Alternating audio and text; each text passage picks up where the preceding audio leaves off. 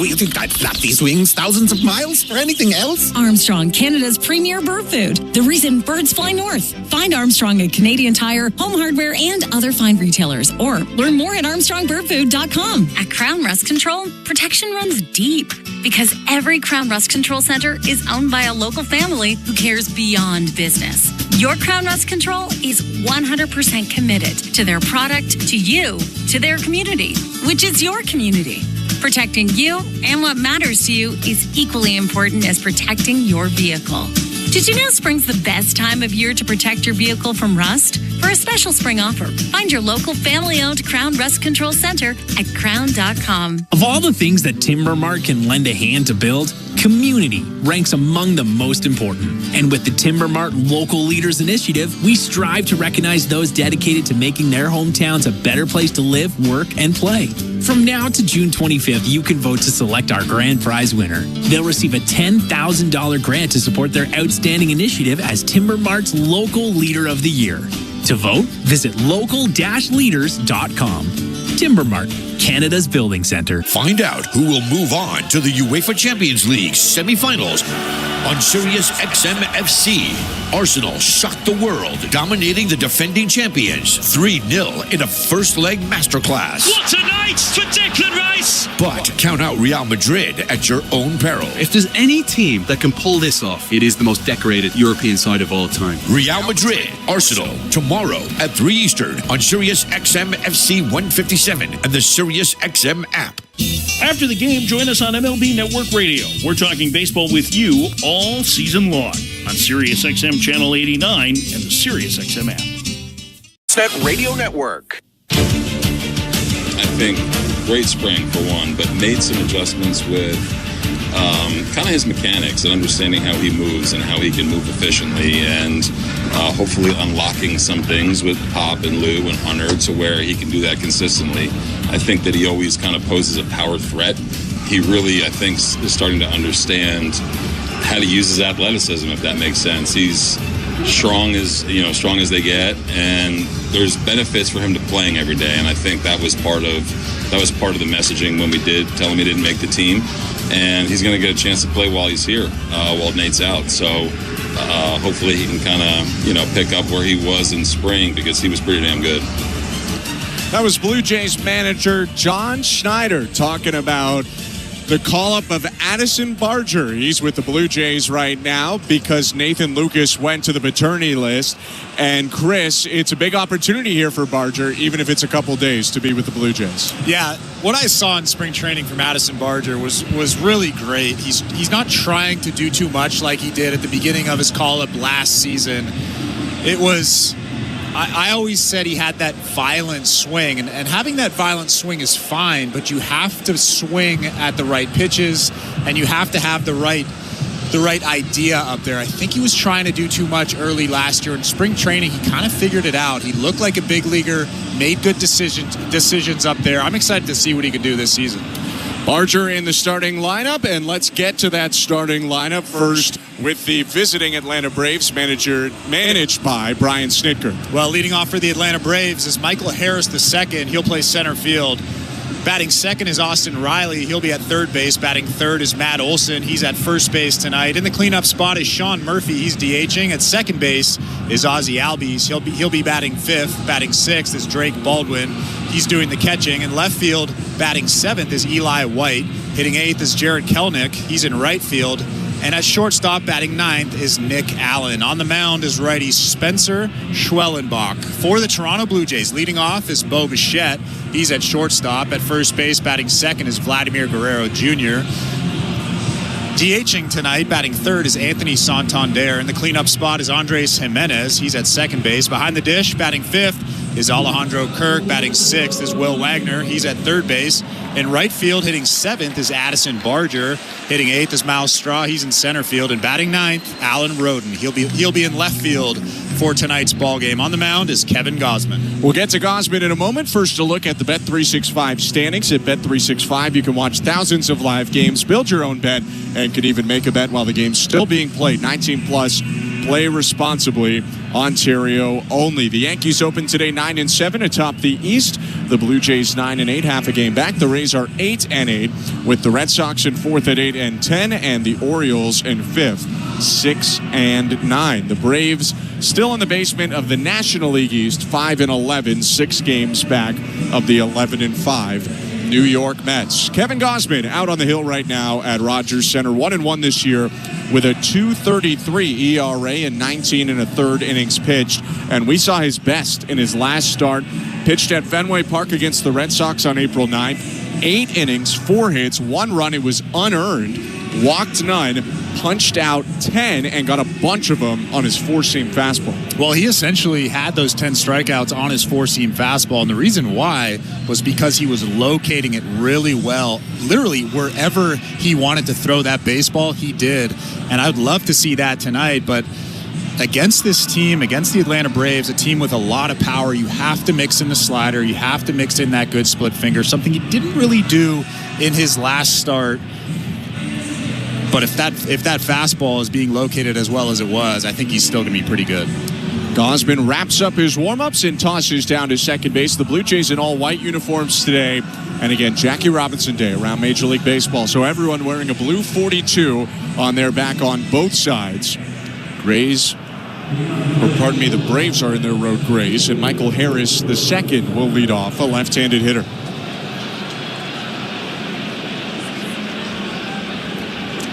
The anniversary of Jackie Robinson's debut in 1947. Kirk in the crouch, exposing his number 42 to us, and now Michael Harris steps into the lefty box.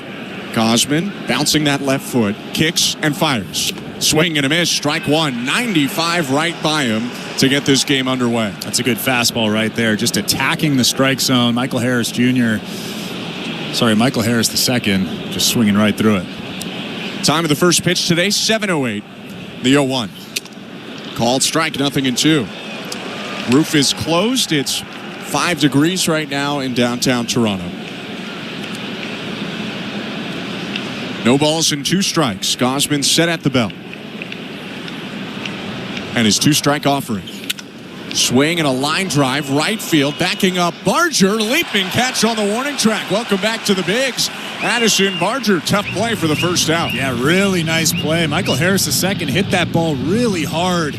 It was a fastball about thigh high right down the middle. Addison Barger with a nice play up against that chain link fence out there in right field. Kevin Gausman now asks for a new baseball after the loud out. He gets it from home plate umpire Roberto Ortiz. Crew chief Bill Miller at first, Chad Fairchild at second, and Ben May at third. 1 out, base is empty. The pitch to Austin Riley.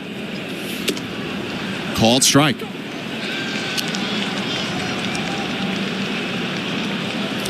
Four-seam, splitter, slider, occasional sinker from Kevin Gausman.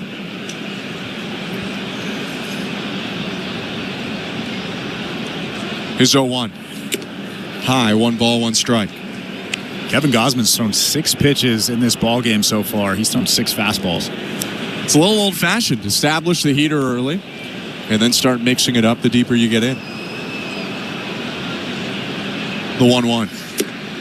First splitter of the day is a good one, but it's low, ball 2. Yeah, that was a good one. The biggest thing with Kevin Gausman is sometimes he gets behind that split finger. A lot of guys do that throw change-up split fingers. If he's going to have some success, especially against Austin Riley, he needs to get on top of that thing. His 2-1. Fouled off by Riley, 2-2. He's got a pretty good fastball tonight. That last one was 96 miles an hour. You need a good one for Austin Riley, who's 19 for 66 this year, a .288 average, 4 doubles and 4 homers. He hit 2 homers, both bombs yesterday. The 2-2.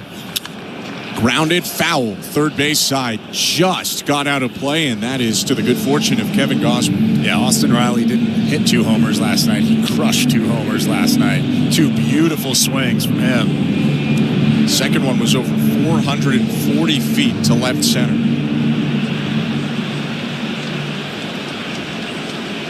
One of the more consistent Braves in their lineup until an injury-plagued 2024. 2-2. Just outside and low, ball 3.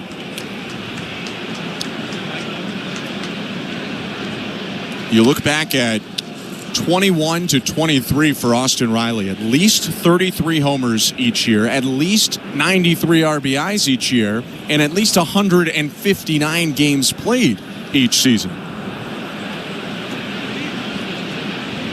The payoff pitch.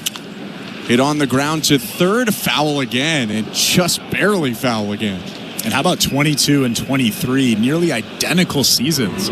159 games in 22 and 23. 38 home runs, 93 RBIs in 22. 37 home runs, 97 RBIs in 2023. That's pretty incredible. Tough to do. He's just a consistent, really good player.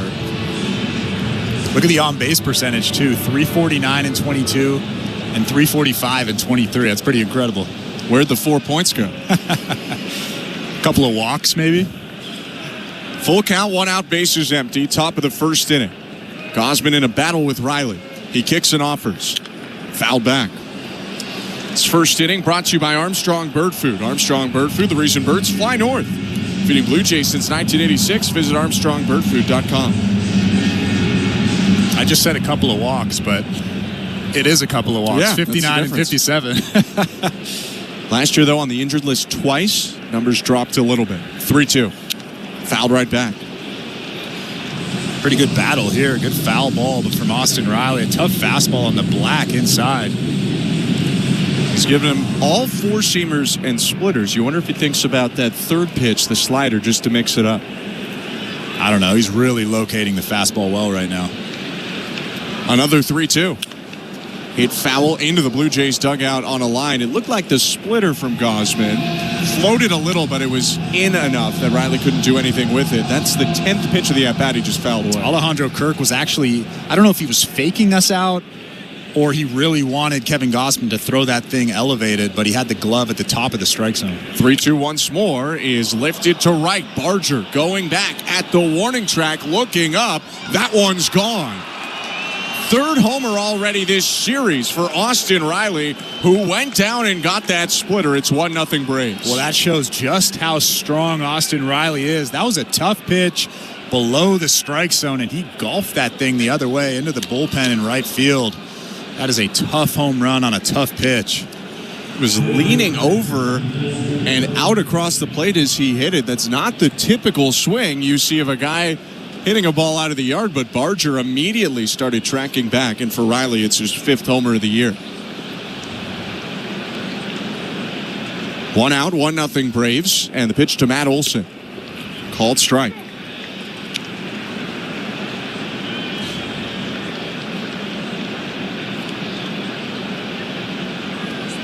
Olson, another left-handed hitter for Gausman to face. One of 4 lefty swingers in the lineup, takes a pitch low, 1-1. Was it Austin Riley, I think after last night's game, that said our lineup is designed to do damage? I believe you're right. And that is what the Braves are designed to do. 2 years ago when they won 104 games, they hit homers like it was nothing. The 1-1. Lifted to left field and shallow, racing in and toward the line. Allen Rodin in fair territory. He makes the catch on the side warning track. 2 outs. Well, look at their lineup when they're healthy. Ozzie Albies, Ronald Acuna Jr., Matt Olson, Austin Riley, even Sean Murphy has a little bit of juice. This lineup, Marcell Ozuna. Forgot about that guy. Yeah, this is a team that when they're on can be the most powerful in all of baseball. Hadn't been that way to start the year. It's starting to look like they're coming around. 1-0 Braves, 2 outs and the bases empty. And the pitch now from Gausman to Sean Murphy. Fastball in there, strike 1.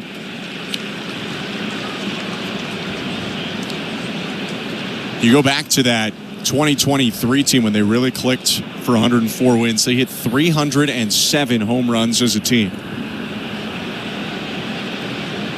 The 0-1. High and outside. For reference, the very homer-happy 2021 Blue Jays hit 262. So they hit 45 more homers than that Vladdy 48-homer, Semien 45-homer team. The 1-1. Fouled right back, 1-2. And that was a really exciting team to watch. I'm talking about the Blue Jays team. So just imagine that Blue Jays team hitting 40 more homers. Yeah, that Blue Jays team had 7 20-homer guys. And again, they were 45 homers away from the Braves. 2 outs, bases are empty. 1-0 Braves in the 1-2. Murphy takes it in the dirt. 97 with that fastball. This is something that we don't see consistently from Kevin Gausman. Sometimes early in ball games he's low 90s, sometimes he's mid 90s. Today he's got a very exciting fastball. That last fastball, like I said, 97. His 2-2. Swing and a miss, strike 3. Got him to wave down and away at the slider, and Gausman ends the first with a strikeout, but the Braves strike first. Austin Riley with a solo home run. It's 1-0 Atlanta, middle of the first inning. You're listening to Blue Jays Baseball, brought to you by your local family-owned Crown Rust Control Center. Streaming at sportsnet.ca and the Sportsnet Radio Network. Enter Night Mode. It's a stylish Friday night in the city. Every Friday home game. No doubter. Where we celebrate everything that makes our city one of a kind. Would you always feel like part of the show? On Friday, April 18th, be at the ballpark early and get your Blue Jays City Connect Bomber Jacket giveaway presented by Enercare. The first 50,000 fans will be geared up for spring nights in the city. City Connect Fridays. Night Mode. Lights up. Let's go. For tickets, visit BlueJays.com. At Crown Rust Control Center, protection runs deep because every Crown Rust Control Center is owned by a local family who cares beyond business. Your Crown Rust Control Center is 100% committed to their product, to you, to their community, which is your community. Protecting you and what matters to you is equally important as protecting your vehicle. Did you know spring's the best time of year to protect your vehicle from rust? For a special spring offer, find your local family-owned Crown Rust Control Center at crown.com. Breaking news coming in from at Bet365. Must be 19 or older. Ontario only. Please play responsibly. If you or someone you know has concerns about gambling, visit connectsontario.ca. This is Jose Berrios, and you're listening to Toronto Blue Jays Baseball on the Sportsnet Radio Network. Welcome to Rogers Center, bottom of the first inning, and the Braves leading the Blue Jays 1-0. Spencer Schwellenbach on the mound, and his pitch to Bo Bichette. Chopped over the hill to second base. Backhanded Albies, throws on to first. 1 pitch, 1 out for Schwellenbach. 24-year-old right-hander is 6'1", 200 pounds. 1-2 this season with a 0.45 ERA in 20 innings pitched. He's the qualified earned run average leader in Major League Baseball. Yeah, he's been really good. If you go back to last year, he threw 123 and 2/3 innings. He walked just 23 guys. This year in 20 and some change, he's walked 3 guys. His pitch to Vlad Guerrero Jr. He shows bunt and pulls it back. Pitch was high, a ball, 1-0. So it's not just the stuff. His stuff is elite. It's the command of that stuff that makes him so good. Maybe that's why Vlad is thinking about bunting. Here's the 1-0. Down and away. Welcome to the Timber Mart broadcast booth. I'm Ben Schulman alongside Chris LaRue. Show Ali, our host and producer, Tom Young, and Austin Mackey, our technical directors. 1 out and the 2-0. Big swing and a miss at the slider, 2-1. And then he's got that slider. It just looks like a fastball out of the hand, and it has such tight spin that you can't really pick it up. You can see why with that swing from Vlad. 4-seamer, slider, splitter, sinker, curve, and cutter. The 2-1 inside, 3-1. Schwellenbach, drafted by the Braves out of the University of Nebraska from Saginaw, Michigan. His 3-1. Up and in, ball 4, and a rare walk for Schwellenbach as Vladdy's aboard with 1 out. Yeah, how about that? Just his 4th walk of the season so far. Uncharacteristic right there from Schwellenbach. Right, he was a second rounder by the Braves in 2021. Had Tommy John surgery almost immediately after signing, which is interesting because he actually didn't pitch that much before entering the Braves organization. He was a two-way player in college. His pitch to Anthony Santander. Called strike.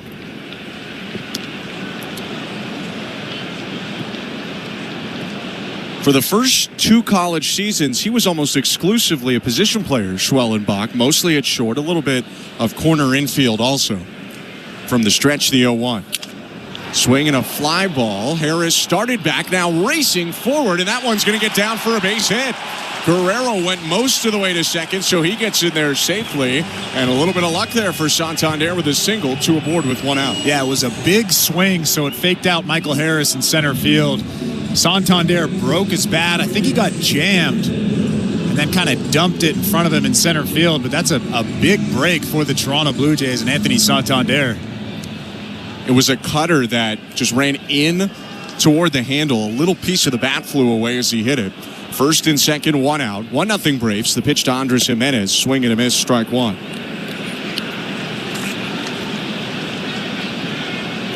So Schwellenbach, not much of a pitcher his first 2 seasons in college. Then he was closing in 2021 along with playing shortstop. Next pitch down and into Jimenez, 1-1. Won the Big Ten Player of the Year that year with Nebraska and won the John Olerud Award as the best 2-way player in college baseball.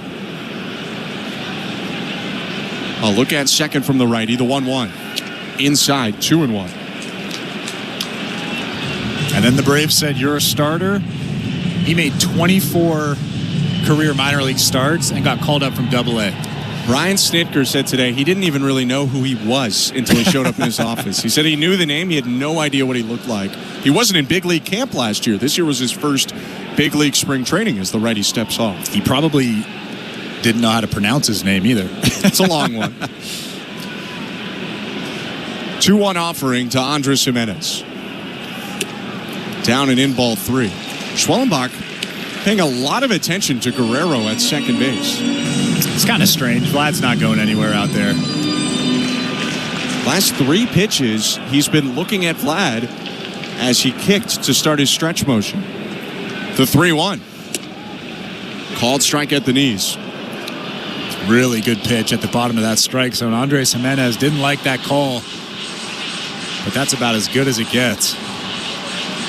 Jimenez, a .230 hitter, 760 OPS, 3 home runs and 8 RBIs. 2 on, 1 out. The payoff pitch. Check swing, pitch down and in, appeal to third, and he went around. Jimenez had dumped the bat and started taking off the elbow protection, but he has struck out for the second out of the inning. Well, we haven't seen a side view. I'm sure we will in a second, but I didn't think that he went on that swing. It was a pretty good breaking ball.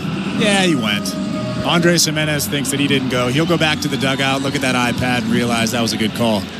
Yeah, it was close, but it looked like Ben May made the right call. 2 down. First and second for Toronto. The pitch to Alejandro Kirk. Zips in there at 95. Strike 1. So Schwellenbach somewhat came out of nowhere last year. 3.35 ERA in 21 starts. His 0-1. Outside, 1 ball, 1 strike. And if you get even deeper, he made just 2 Double-A starts. Yeah. That's it. He at one point got called up to AAA, but then A.J. Smith-Shawver got hurt, and he just skipped it entirely.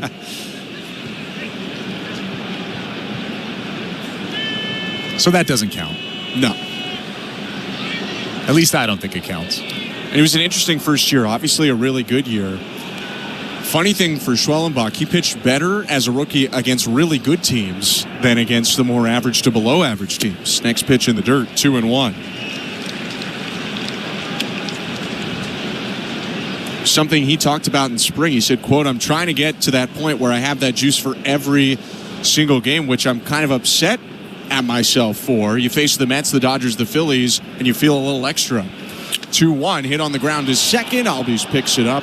He'll crow hop and throw over to first to end of the inning. A hit and a walk for the Blue Jays, but they leave Guerrero and Santander on. It's 1-0 Braves after 1. You're listening to Blue Jays Baseball, brought to you by your local family-owned Crown Rust Control Center, streaming on the Sportsnet app and the Sportsnet Radio Network.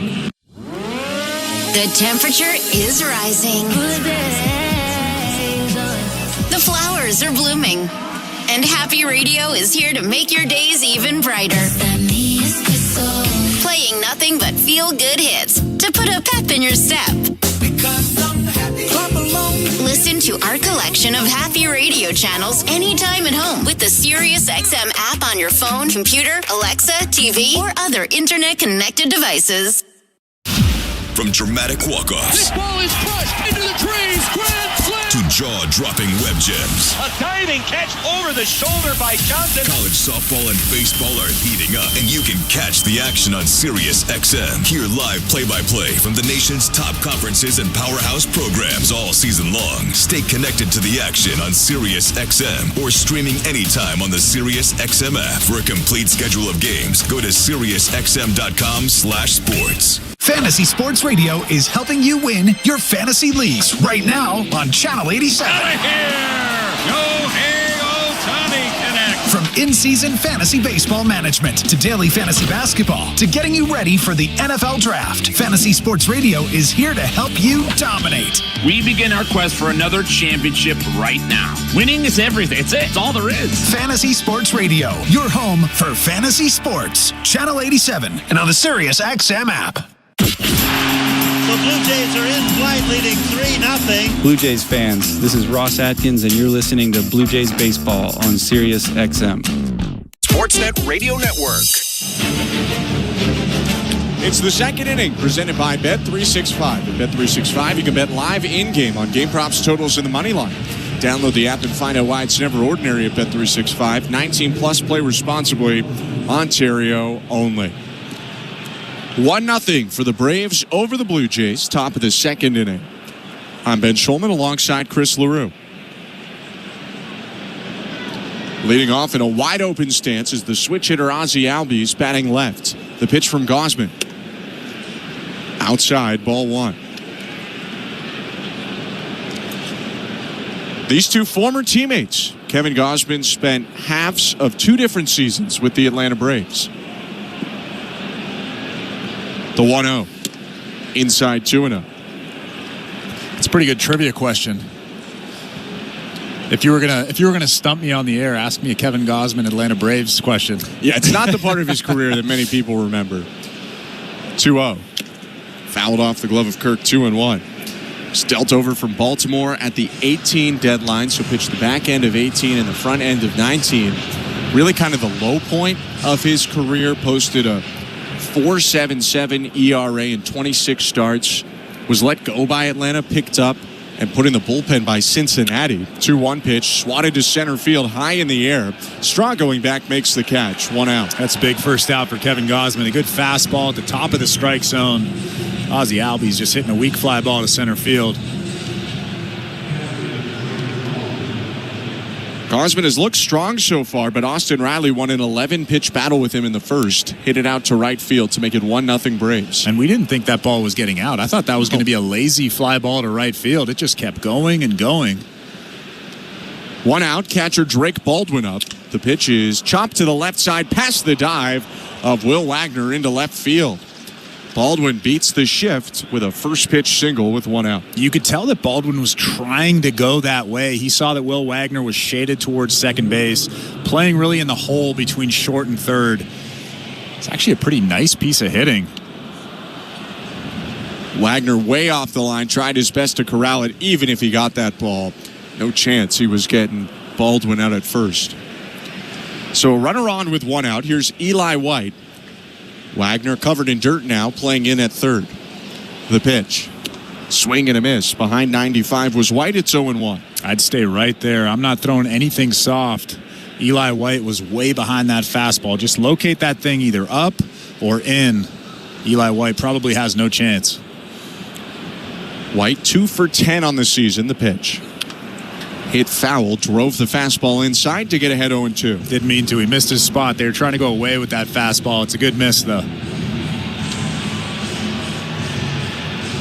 It was a pretty nice day yesterday for Eli White. Doubled and scored in the third, walked and scored in the fifth, a line out and a strikeout.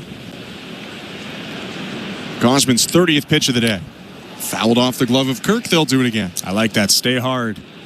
Stay hard with that four-seam fastball. They tried to come up, just didn't get it up enough.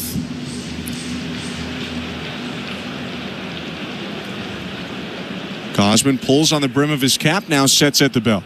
Runner on first, 1 out, the 0-2. In the dirt, good block on the backhand side by Kirk to keep Drake Baldwin at first.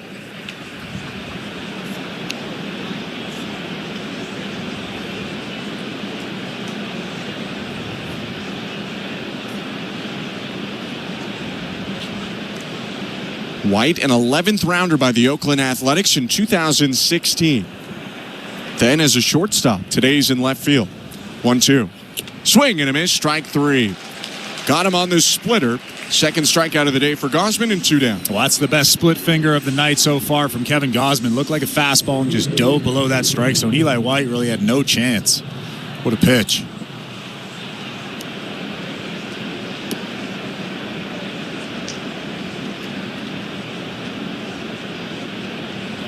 Two outs now. Left-handed hitting right fielder Jared Kelenic to the plate. The pitch. Outside, ball 1.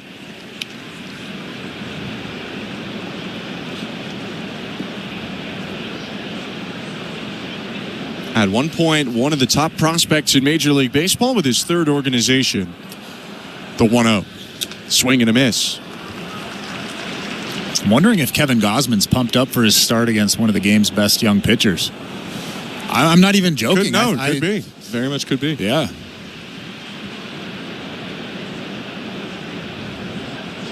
The 1-1. Foul back 1-2. It's back-to-back days where the Braves are going to send out two of the premier young starting pitchers in all of baseball. But really two of the premier starting pitchers in all of baseball. Take the qualifier of young away. Schwellenbach and then Spencer Strider. 1-2. Swing and a miss, strike 3. Tied him up on a heater inside. Back-to-back punch-outs for Gausman to end a scoreless top of the second. One hit. Drake Baldwin left on first. 1-0 Braves. Middle of 2. You're listening to Blue Jays Baseball, brought to you by your local family-owned Crown Rust Control Center. Streaming at sportsnet.ca and the Sportsnet Radio Network. Gary, do you ever wonder why we fly north every year? Obviously, it's because of Armstrong bird food. I thought it was because of the weather or migration or something. Oh, Steve, you need to spread those wings and open your eyes, partner. Truth is, it's the seeds, the nuts, the berries, the good stuff. Armstrong's got it all. So all this time, you've been chasing snacks? Bingo! You think I'd flap these wings thousands of miles for anything else? Armstrong, Canada's premier bird food. The reason birds fly north. Find Armstrong at Canadian Tire, Home Hardware, and other fine retailers. Or learn more at armstrongbirdfood.com. Knock all your summer projects out of the park with Home Hardware, the official home improvement retailer of the Toronto Blue Jays and your DIY partner in making your dream home a reality. From gardens to garages, back decks to front doors, refreshes and renos, we're here to help you cover all your bases and make every summer project a home run. Visit any of our 1,000+ home hardware and building center locations where we're proud to be locally owned and genuinely Canadian. If you're looking for a fun day, did you know the day before Monday? Junior J Sunday. You can paint your face. Come and meet Ace and run base to base. On Junior J Sunday. So many things to do. You could bring your crew and even mom and dad too. Junior J Sunday. Lights up, let's go to Junior J Sundays. It's family fun throughout the ballpark with games and activities that your squad will never forget. Feeling the song, grab your dad or mom, visit BlueJays.com. Junior J Sunday. This is Toronto Blue Jays baseball. Out of here! Out of here! Davis Snyder wins it! On Sportsnet 590 The Fan and the Sportsnet Radio Network. Bottom of the second in downtown Toronto, the Blue Jays trailing 1-0 to the Atlanta Braves. I'm Ben Schulman. To my left is Chris LaRue. Will Wagner will lead it off for the Blue Jays. Addison Barger and Miles Straw behind him as Toronto faces Spencer Schwellenbach for the second inning. The pitch. Wagner swings and powers it foul, 0-1.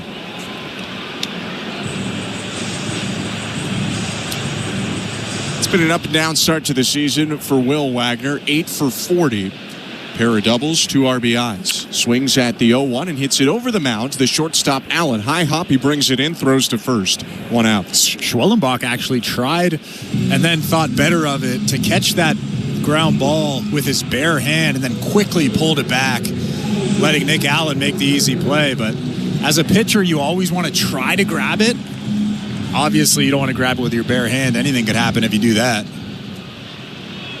Schwellenbach looking for a quieter second than he had in the first. His pitch to Addison Barger is ripped foul on the ground, 0-1. Blue Jays had a walk and a hit, 2 on with 1 out in the first, but did not score. First at bat in the major leagues this year for Addison Barger. The 0-1 in the dirt. With all due respect to Austin Riley, playing in right now, I'm not sure he's read the Addison Barger scouting report. This is not a bunter at all.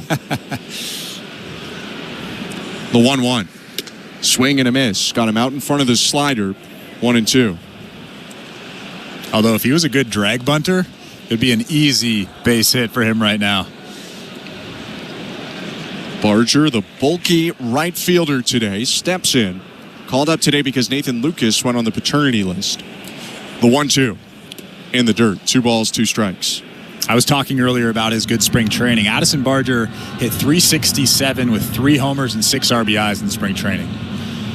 Was making good decisions on what pitches to hit, what pitches to swing at. The 2-2. Hit on the ground to second base. Picked up by Albies, and the quick throw over to first beats the sprinting Barger. 2 down. And that's not a small sample size either. 30 at-bats, 15 ball games in his spring training. He looked really good, and if he gets kind of a lengthy look here, I think he can really pick up where he left off. He just has to start to feel comfortable. It's obviously tough to be in the big leagues and facing a guy like Spencer Schwellenbach, but if he gets a long look, I think he can be good. 2 down. Here's Miles Straw, the pitch. Swing and a miss, strike 1. But we don't know how long that look is going to be. No. John Schneider said that today as part of the message to Barger. They just don't know how long he's going to be here. But he'll try to take advantage of that time. The 0-1 called a strike, 0-2. 2 outs and the base is empty. 1-0 Braves, bottom of the second. Schwellenbach, the right-hander, into the wine. Kicks and deals. Swing and a miss, strike 3. Blew 98 by him. Second strikeout today for Schwellenbach in a second scoreless inning. We go to the third, 1-0 Atlanta. You're listening to Blue Jays Baseball, brought to you by your local family-owned Crown Rust Control Center, streaming on the Sportsnet app and the Sportsnet Radio Network. Knock all your summer projects out of the park with Home Hardware, the official home improvement retailer of the Toronto Blue Jays and your DIY partner in making your dream home a reality. From gardens to garages, back decks to front doors, refreshes and renos, we're here to help you cover all your bases and make every summer project a home run. Visit any of our 1,000+ home hardware and building center locations where we're proud to be locally owned and genuinely Canadian. Barry, do you ever wonder why we fly north every year? Obviously, it's because of Armstrong bird food. I thought it was because of the weather or migration or something. Oh, Steve, you need to spread those wings and open your eyes, partner. Truth is, it's the seeds, the nuts, the berries, the good stuff. Armstrong's got it all. So all this time, you've been chasing snacks? Bingo! You think I'd flap these wings thousands of miles for anything else? Armstrong, Canada's premier bird food. The reason birds fly north. Find Armstrong at Canadian Tire, Home Hardware, and other fine retailers. Or learn more at armstrongbirdfood.com. Breaking news coming in from Bet365, where every nail-biting overtime win. Ordinary at Bet365. Must be 19 or older. Ontario only. Please play responsibly. If you or someone you know has concerns about gambling, visit connectsontario.ca. This is Toronto Blue Jays baseball. Swing and a miss, strike 3. He gets Verdugo for his 7th strikeout. On Sportsnet 590 The Fan and the Sportsnet Radio Network. Third inning at Rogers Center. The Braves leading the Blue Jays 1-0 in Game 2 of this series. I'm Ben Schulman alongside Chris LaRue. Nick Allen, the 9-hitter for the Braves, faces a pitch from Kevin Gausman. And it's up high, ball 1. Allen, the shortstop. Second day in a row he started against the Blue Jays. He was 1 for 4 yesterday with a single stolen base and run scored. 1-0. Called a strike.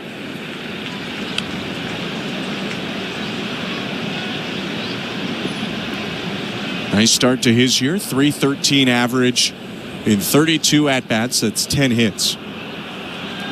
The 1-1.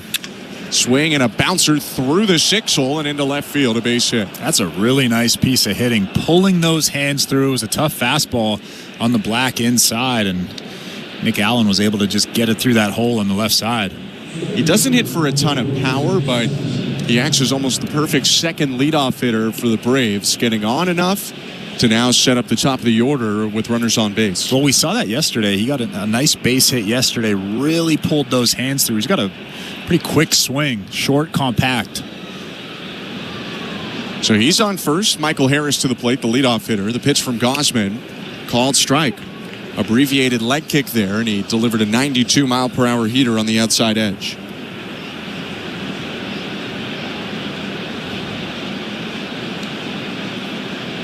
Harris, a Georgia native, faces an 0-1 from Gausman. Hits it back foul, 0-2. Nick Allen does have 4 stolen bases this season, so you have to keep an eye on him out there. Wouldn't be surprised if he tries to take off during this at-bat. Took one yesterday, was nearly thrown out, but just avoided the tag. The 0-2. Swing and a miss, strike 3. Got him to fish at a splitter in the dirt. Harris goes down, 1 out. Another good split finger. In his last start, he really only had 1 pitch, that good fastball, that well-located fastball. He's got 2 pitches tonight, the fastball and that good split finger.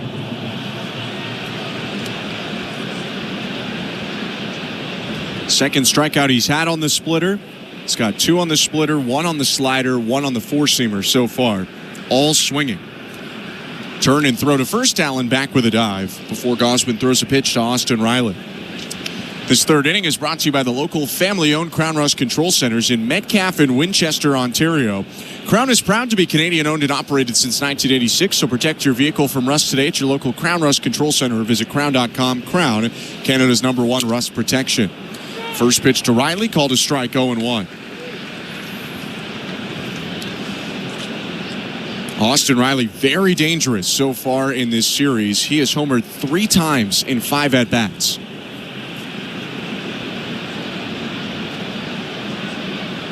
The 0-1. Grounded foul, third base side, 0-2. It looks like Nick Allen wants to go over there at first base. He's really low, kind of flinching towards second base. I'm surprised he hasn't tried to go yet. Kevin Gausman does do a good job of holding runners, varies the looks, varies the holds. He'll slide step at times just to mix up the timing to the plate. The 0-2. Just outside with a slider. What was a more impressive home run? The Pete Alonso home run on that fastball that was off the plate, or that Austin Riley home run in the first inning? I still think Alonso. Yeah. I couldn't believe that ball got out. That was like 2 balls off the plate. The 1-2. High, 2 balls, 2 strikes. Austin Riley, though, one of the more powerful hitters in baseball, and a good deal of it comes down to the bat speed. His average bat speed, 76 miles per hour. One of the hardest in baseball. 2-2. Bounce to the plate. Allen takes off late. Throw from Kirk to second. He got him. Allen adamant he was safe. The Braves are having a look at this right now. But Allen broke once he saw that pitch was going to bounce. Kirk blocked it, picked it up, and threw to second for the out. And they're not going to take a look at this, but what a play by Alejandro Kirk. That's one of the hardest plays to make as a catcher, blocking the baseball, quickly getting up, picking that ball up with your bare hand. Well, Alejandro picked it up with his glove, and then throwing a strike to second base. What a play from him. So Allen caught there trying to go to second base, clearly out on the replay. 2 outs, the 3-2 is lined into left center field, a base hit. Straw into the gap to cut it off. That'll limit Riley to a single, but he's now 4 for 6 in the series. It was actually impressive that Alejandro Kirk was able to pick that ball up with his glove and then transfer it to his throwing hand. We're taught as youngsters, young catchers, to pick that baseball up with your bare hand because it saves you a split second. But what a play. A big out because instead of first and second or maybe even a run coming in on that single, now it's just a runner on first, 2 down, 1-0 Braves top of the third. The pitch to Matt Olson. Swing and a miss. It's a good pitch, busting him in. Matt Olson's a big, long guy. You have to throw a fastball inside at some point during an at-bat.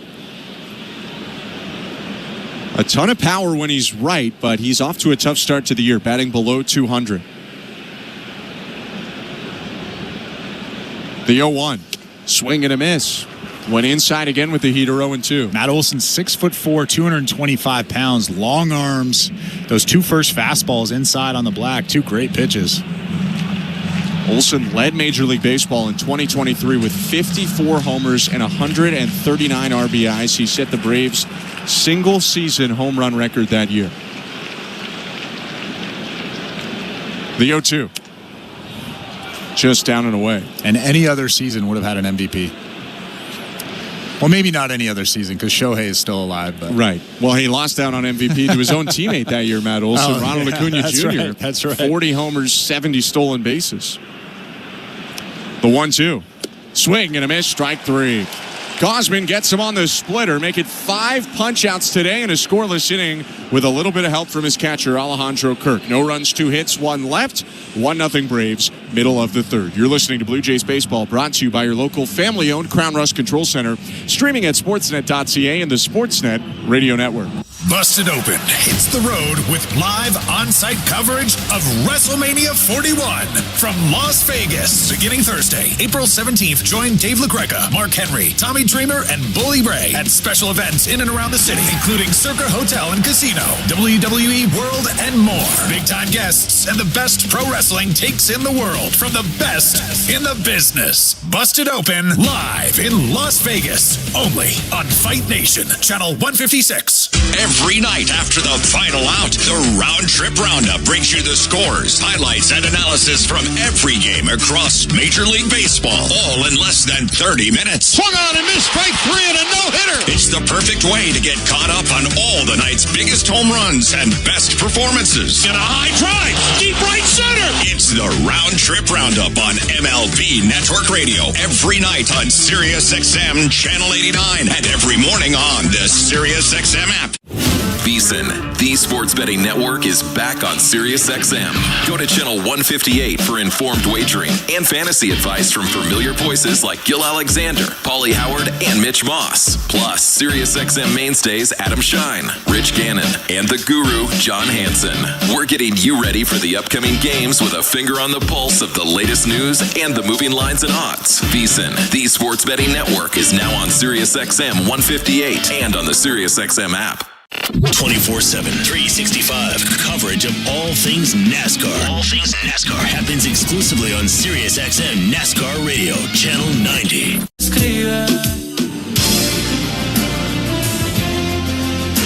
1-0 Braves, bottom of the third inning in Toronto, and Alan Rodin to the plate.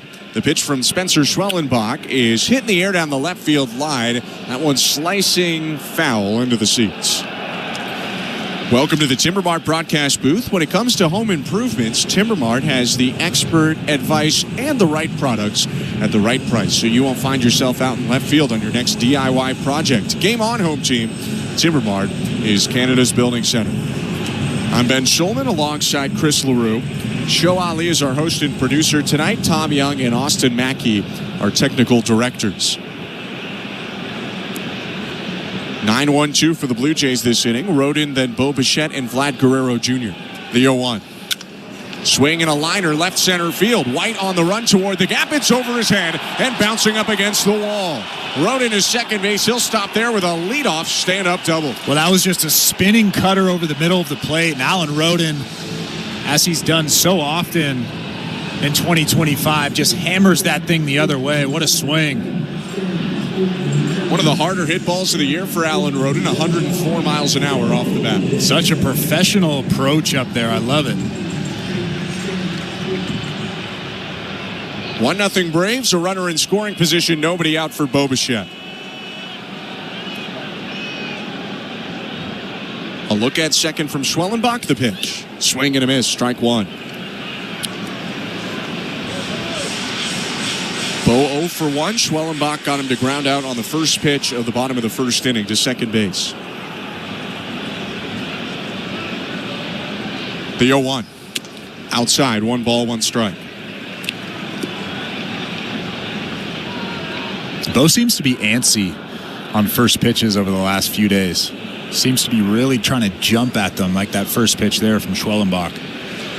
The 1-1. Swinging a fly ball right field. Backing up Kelnick into the corner. He makes the catch. Rodin tagging, trying to advance to third. Strong throw, but it's cut off as Rodin slides in. Bichette advances the runner. Rodin on third, 1 out. It's a good job from Bo Bichette. Not exactly what you want. Obviously, you want Bo Bichette to come up with a base hit there, but moving the runner up. Now he's at third base with less than 2 outs. That's pretty important, especially with Vladimir Guerrero Jr. coming to the plate. That'll draw the infield in. They shift a little bit to the pull side.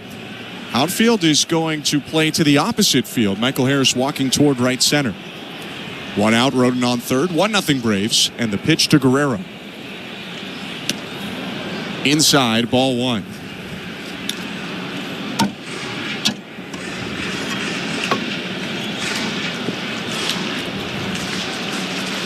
Vladdy with a walk in the first inning, batting .284 on the season. The 1-0. Called a strike. Front door slider, 1-1. I bet he wants that one back. A little spinner on the inside part of the plate.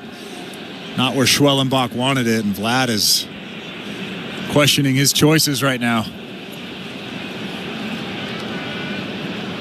From the stretch, the 1-1. Swing and a miss. Fastball inside, a big one-handed finish for Guerrero on the whiff, 1-2. That's just nasty stuff. 97 moving all over the place, in on the hands and under the barrel of Vlad. That's the sinker from Schwellenbach, which he's throwing more, and it's really made him even more dynamic. Having that fastball for the bottom of the zone and the four-seamer for the top of it. I mean, that's why he's so good. One earned run in 22 1/3 innings so far this year. The 1-2. Low, 2 balls, 2 strikes. Good take by Guerrero on the splitter that started at the knees and dropped below. Yeah, really nice take there on a tough pitch from Schwellenbach, especially after seeing that 97 on the hands on the previous pitch. Rodin on third, 1 out. Right-hander kicks and delivers. Outside, ball 3. 99 with that fastball, that four-seam fastball.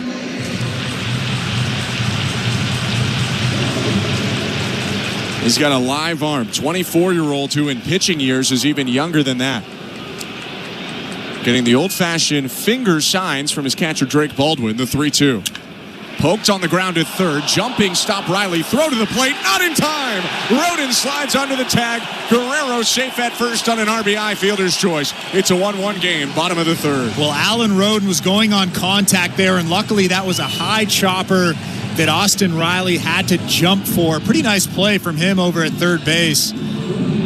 But a good heads-up play from Alan Rodin going on contact. As soon as that ball hits the ground, you take off from third. Really close play at home, but Alan Rodin slides in safely. Riley did everything he could. He just didn't have enough time. Delivered a good throw to Baldwin. But Rodin dove in, 1-1 game. Guerrero on first for Anthony Santander. To make that the second earned run allowed this season for Schwellenbach. The pitch. In the dirt, ball 1.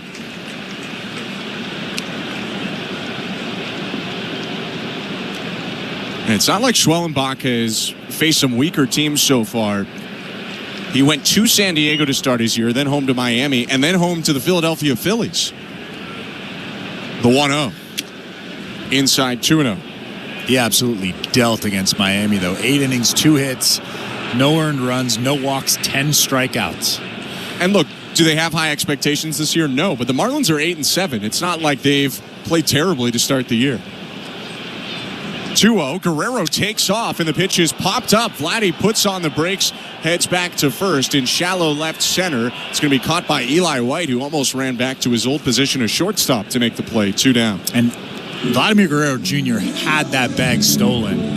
As a hitter, if you're in a 2-0 count and you get that four-seam fastball where you want it, where you can do damage, it's really hard not to swing. I'm sure Santander could see Vladimir Guerrero Jr.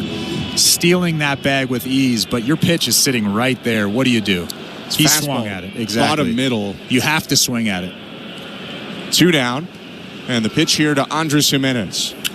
Swinging a liner foul, left side, 0-1. And you could see the frustration on his face after he popped that ball up.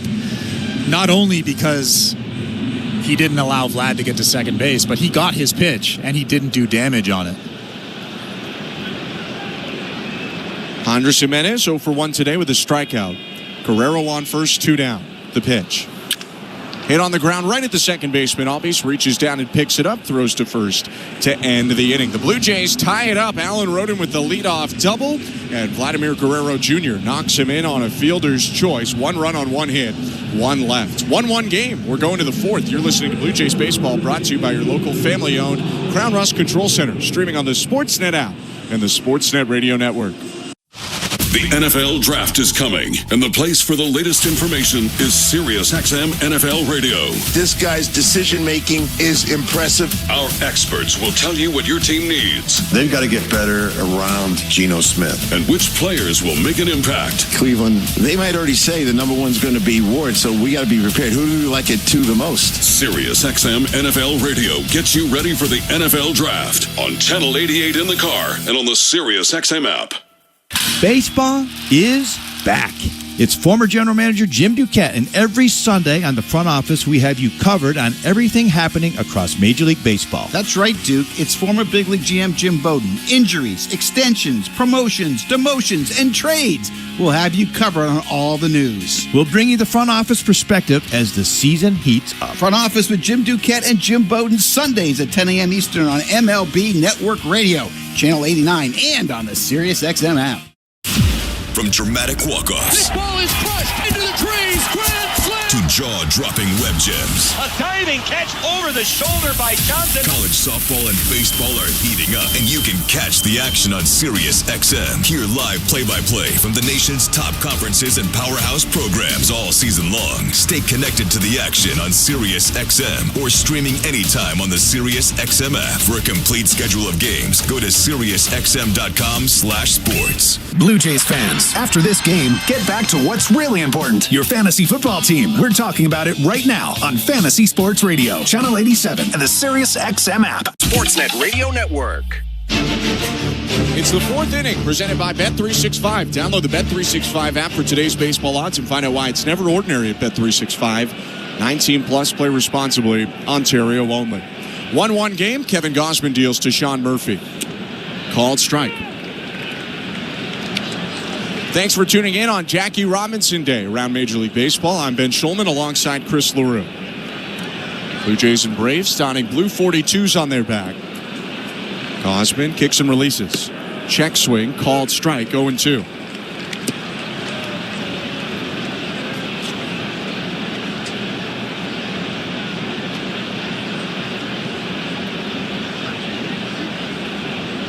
Right-hander rocks and deals. Just low. Pretty good frame by Kirk, but it didn't fool Roberto Ortiz. 1-2. I tell you what, Kevin Gausman is feeling that split finger right now. You can see the look on John Schneider's face. He thought that was a strike. Now the 1-2. Slider hit foul.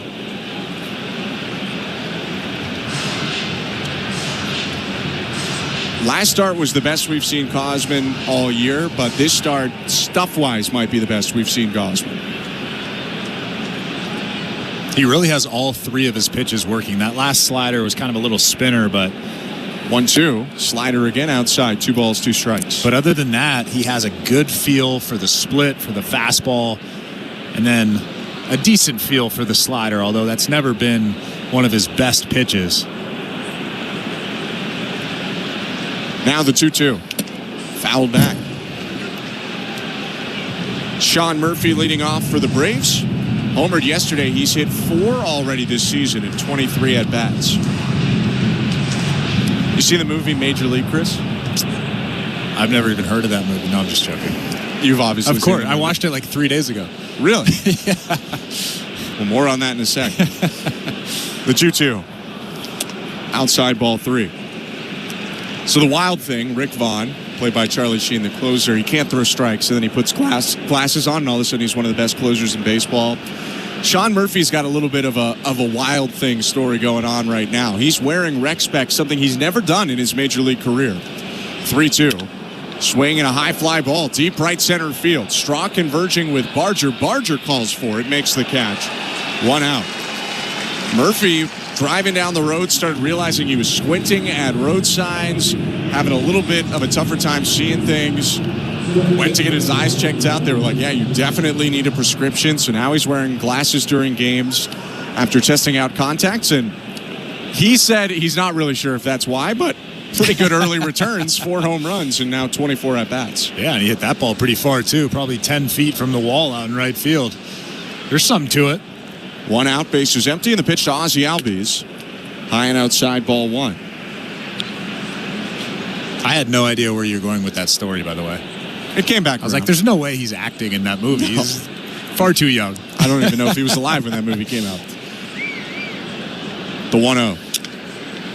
Looping fly ball, shallow right field. Jimenez waving off Barger, the second baseman, out there on the turf to make the play. And he needed to because Barger was playing deep. It's now 2 outs with the bases empty. Yeah, another good split finger. That one below the strike zone. Ozzie Albies was way out in front of it. Just a weak little pop-up. So 2 quick outs. Drake Baldwin to the plate. The young catcher for the Braves in his debut season had a hit in the second inning. The pitch. Called a strike. Drake Baldwin's got some juice, though. Last year in the minor leagues, 276, 16 homers, 88 RBIs. So you can't just groove one to him just because he's struggling so far in his first year. The 0-1. Inside. Baldwin, even after the hit, hitting 194 with a 523 OPS. But if you dive a little deeper into what he's been doing, he's probably been a little bit unlucky. He's been hitting the ball really hard to start his career. 1-1. Hit back foul, 1-2. It's a results league, Ben. It is. But it's like also broadcasting. It's also a 31 at-bat sample right now. And if you look at Baldwin, one of the unluckiest thing, a hard hit ball is defined as 95 or more off the bat. His first 10 hard hit balls of his major league career, he went 0 for 10. Wow. The 1-2. Drives the ball to left field. That's going to be a line drive base hit cut off near the corner by Rodin. That'll limit it to a long single, but that's another one smoked 109 miles an hour off the bat of Baldwin. Yeah, I think you're onto something there, Ben. That was a really good swing. Just goes the other way on that four-seam fastball that was elevated up and away. Pretty nice swing from Baldwin. Alan Rodin actually did a good job cutting that baseball off and getting it in, keeping Baldwin at first base. Half the time that's probably a double, but it wasn't because of Rodin. Runner on first, 2 outs, 1-1 game, top of the 4th. Gausman deals to Eli White. Fastball hit down the right field line, slices foul, ricochets off the seats into the netting, and a fan made a catch on the ricochet in Club 328. That was a scary play. That was a line drive, and it hit between 2 fans, ricocheted off that seat, but I don't want to be that fan over there. And then none of the fans in the area got it. It bounced down into the club instead. The 0-1 in the dirt. 1 ball, 1 strike.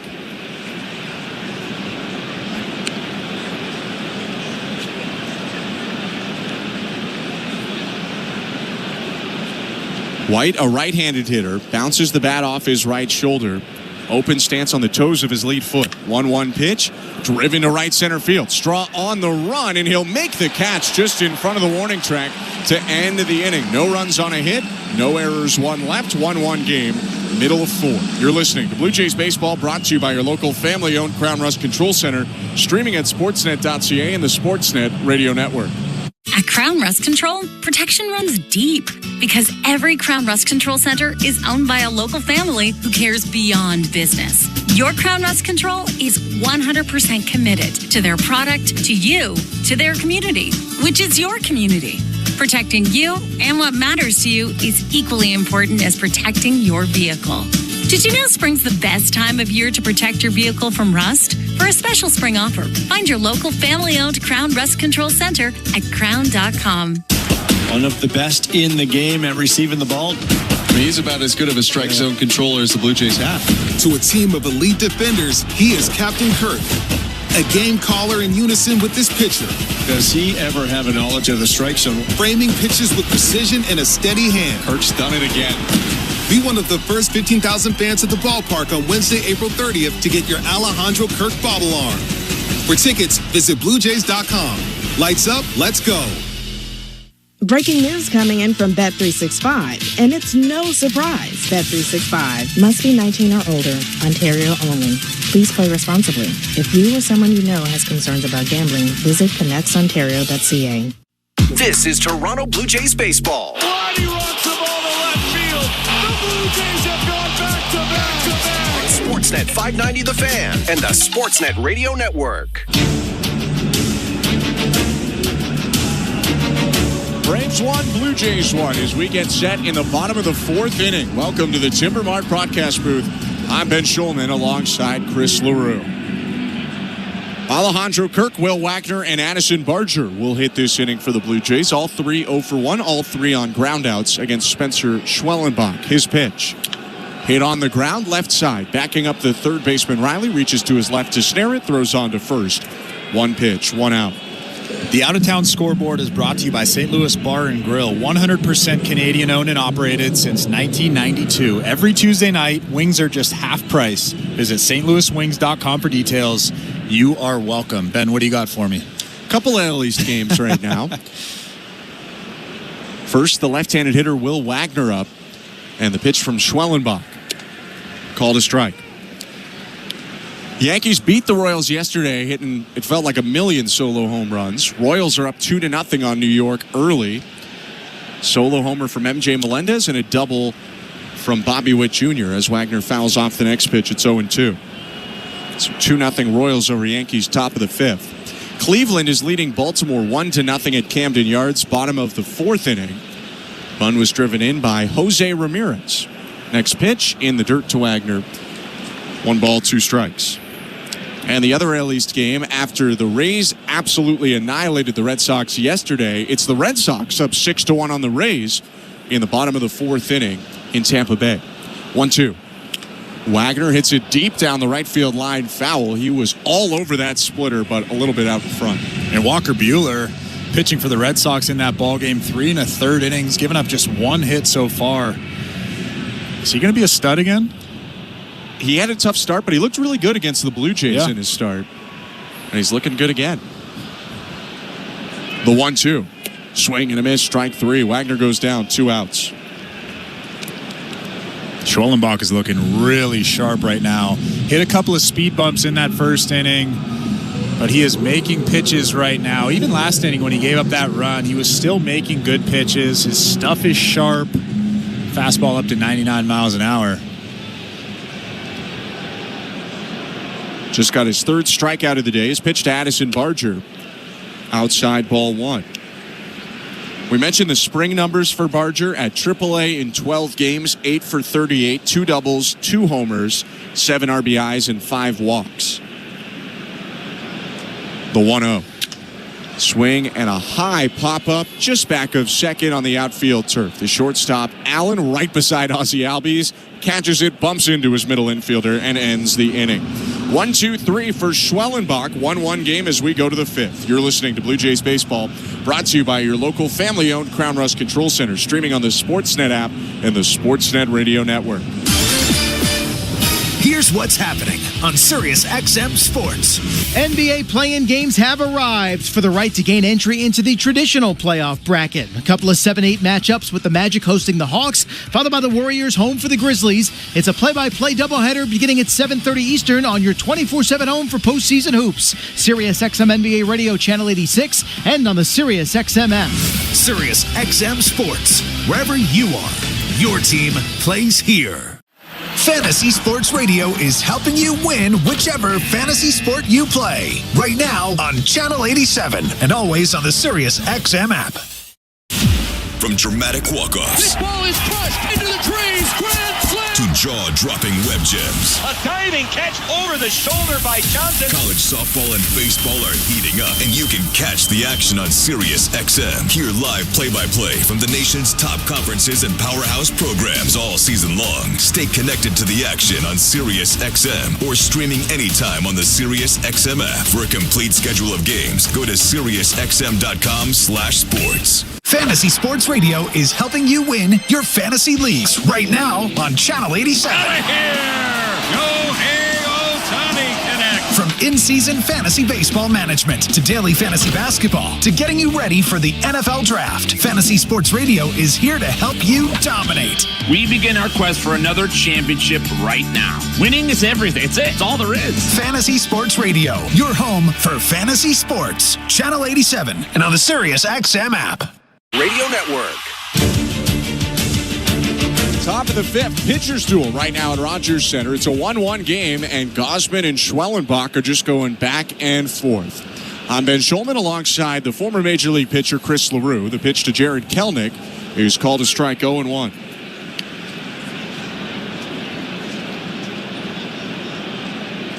Gausman, more hits allowed than Schwellenbach, but also more strikeouts. He has 5 so far today. His 0-1 is hit back to the mound. Gausman leaps to snare it, jogs to first underhand flip, 1 out. That was a really nice play because if that ball gets by Kevin Gausman, Kelnick probably beats that ball out to first base. It's a big first out for Kevin Gausman. He'll toss away the baseball as we keep going in the 5th inning, which is brought to you by Desjardins Insurance. Get insurance that's really big on care at Desjardins.com/care today. And a big thank you and a welcome back to Desjardins, rejoining us for the 2025 season. 1 out, bases empty. The pitch to Nick Allen. Just low, ball 1. Kevin Gausman just threw his 72nd pitch of the ball game. We're in the 5th inning, and there's 1 out here. Threw 93 in his last start, although we went 8 innings, so it wasn't like they were going to push him much further. 1-0. Check swing, called strike. And on the other side, Spencer Schwellenbach's only thrown 52. Some of it is the difference in strikeouts. Gausman was at a high pitch count early when Austin Riley went to double-digit pitches before homering. 1-1. Called strike, 1-2. Really, for both of them, the run allowed today hinges on one mistake, one extra base hit. It was the Riley homer for Gausman and the Rodin double for Schwellenbach. The 1-2. Check swing bouncer, third base side. That went straight left foul, still 1-2. I mean, this game so far is exactly as we anticipated. We knew it was going to be a pitcher's duel. Schwellenbach has been pitching very, very well. Kevin Gausman is coming off his best start of the season. Yeah, after a 12-run outburst by these teams yesterday, it should be a low-scoring series the rest of the way. 1-2. High with the heater. 2 balls, 2 strikes. Gausman, Schwellenbach today. Bassett, Strider tomorrow. I'm looking forward to that. Spencer Strider, 13 strikeouts in 5 1/3 innings in his last rehab game. The 2-2.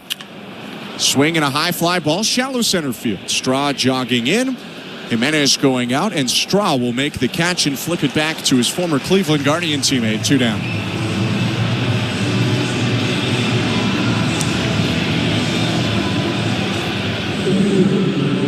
Lineup flips over now for a 3rd time through. Michael Harris will hit for the Atlanta Braves with 2 outs in a 1-1 game, top of the 5th.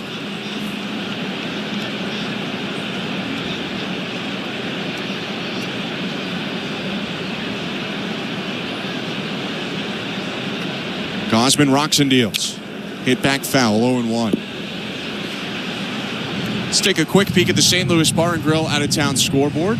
Blue Jays will welcome in the Seattle Mariners next, and Seattle leading Cincinnati at Great American Ballpark in Ohio, 4-2, top of the 5th. 0-1. Low, 1 ball, 1 strike. A really nice day from Dylan Moore, super utility player most of his career. He's got 3 hits and 2 homers today for the Mariners, hitting at the top of their order. 1-1. Hit hard and caught on a line at first by Guerrero, who went down to a knee to end the inning. Our out-of-town scores brought to you by St. Louis Bar and Grill. A 1-2-3 frame for Kevin Gausman. 1-1 score, middle of the 5th. You're listening to Blue Jays Baseball, brought to you by your local family-owned Crown Rust Control Center, streaming at sportsnet.ca and the Sportsnet Radio Network.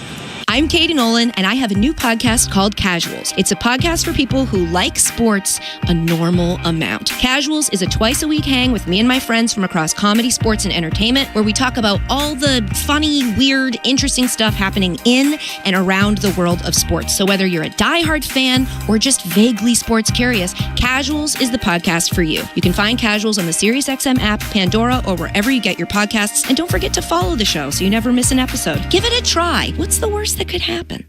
Hello, Blue Jay fans. I'm Craig Ballard, host of your daily Locked On Blue Jays podcast. Locked On Blue Jays is part of the Locked On Podcast Network, your team every day. Locked On Blue Jays brings you the latest Blue Jays news and analysis and breaks down all of the action. Locked On Blue Jays is everything a Blue Jays fan could want, all in a 30-minute daily podcast. Download Locked On Blue Jays right now on the SXM app, available with all trials and popular plans, or wherever you get your podcasts. Search Locked On Blue Jays. Hey, Jim Rome here. What's cracking? Hi. Hope you're enjoying the game. And when you're not taking in a game, find us on Sirius Channel 161, XM Channel 206. In fact, we'll be there every weekday afternoon, 3 p.m. to 6 p.m. Eastern Time. If you've got something you want to break down from this game, you know where to find us. Just make sure you have a take and don't suck. Step your game up. That has never changed. In fact, the show has never changed. We're just back home. And it's great to be there. Sirius 161, XM 206. See you there. 24/7, 365 coverage of all things NASCAR. All things NASCAR happens exclusively on SiriusXM NASCAR Radio, Channel 90. Blue Jays baseball is presented by Crown Rust Protection. 1-1 game, bottom of the fifth. Miles Straw leading off. Schwellenbach winds and deals. Straw swings and misses 0-1. It's been a really nice start to the season for Miles Straw. 10 for 27, even after his strikeout in the second. A .370 average, and he homered for the first time yesterday. 0-1. Low and away, 1 ball, 1 strike. Outside of the production on the field, both at the plate and in the field, he really seems to be finding a good place in that Blue Jays clubhouse. 1-1. Called strike 2-1. Oh, pardon me, 1-2.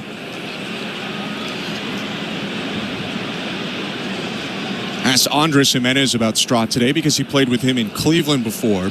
Straw also has ties to George Springer. They were teammates in Houston. 1-2. Hit back foul. He joked. He said, "Bad guy, great teammate." Well, he was just kidding. Said he's a great guy. Talked about how happy he is to see him doing well right now after a tough season last year spent mostly at AAA. And said he just really gets along with everyone. Hangs out with all different groups in the clubhouse, is often with the Latin players. 1-2 pitch fouled back, still 1-2. Is it possible to be a bad guy and a good teammate? I don't think so. That like scrambled my brain when you said that. Yeah, Andres, and he was kidding, said that. No, I'm just saying. If you're mean, but you really take the extra yard to work as hard as you can, the 1-2. Poke down the right field line, slicing toward the corner that hits the netting foul. And you could see the impression that Straw has already made on his teammates. He was one of the 6 or 7 players at the Vladimir Guerrero Jr. press conference yesterday, and he's only played with Vladdy for 2 months at most.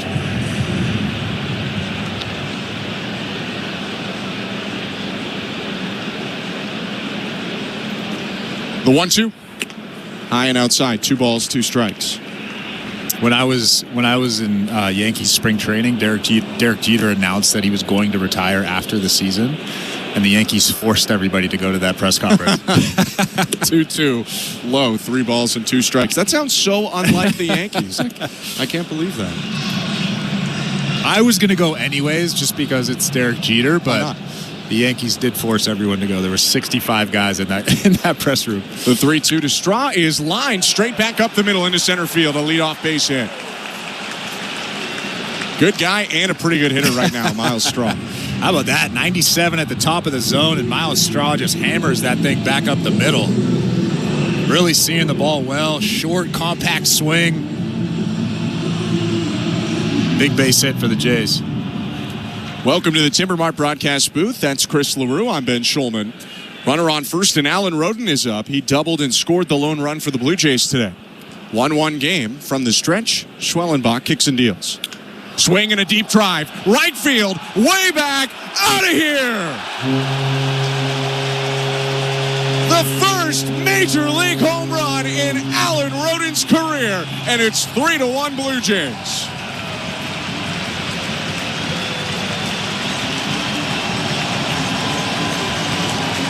A hanging curveball left over the plate that Roden absolutely tagged to right. Well, obviously, he's seeing Schwellenbach well with that double earlier, and then that absolute missile to right field. What a swing on a hanging breaking ball. Get that ball to Alan Roden. I hope for him. I think it landed in the bullpen. First pitch called a strike to Bo Bichette, 0-1. Well, there's no better result on a first career home run than a ball that lands in the bullpen. The 0-1. Fouled back 0-2. Hopefully those guys out there knew that was his first career home run. I'm pretty sure they got that ball in. Alan Roden, all smiles, putting on that home run jacket. How about that? What a day for him. The 0-2. Hit foul, back into the screen. Still 0-2 for Bichette. Nobody out, nobody on. 3-1 Blue Jays, bottom of the 5th. Just a hanging breaking ball right down Broadway. Alan Roden was so tough to be on a hanging breaking ball when a guy throws upper 90s. 0-2.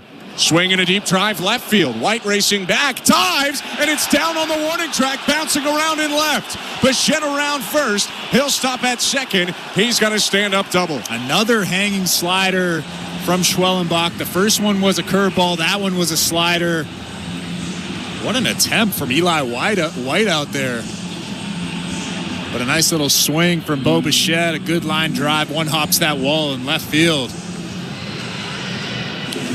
3 teams could not even remotely solve Schwellenbach to start this year. 1 run scored against him in 20 innings coming into this game, and the Blue Jays have 3 against him in 4+ innings with the chance to add more. Drake Baldwin, the young catcher, went out to talk to Schwellenbach, and now he walks back behind the plate. 3-1 Blue Jays, bottom of the 5th. Bichette on second and Vlad Guerrero Jr. at the plate.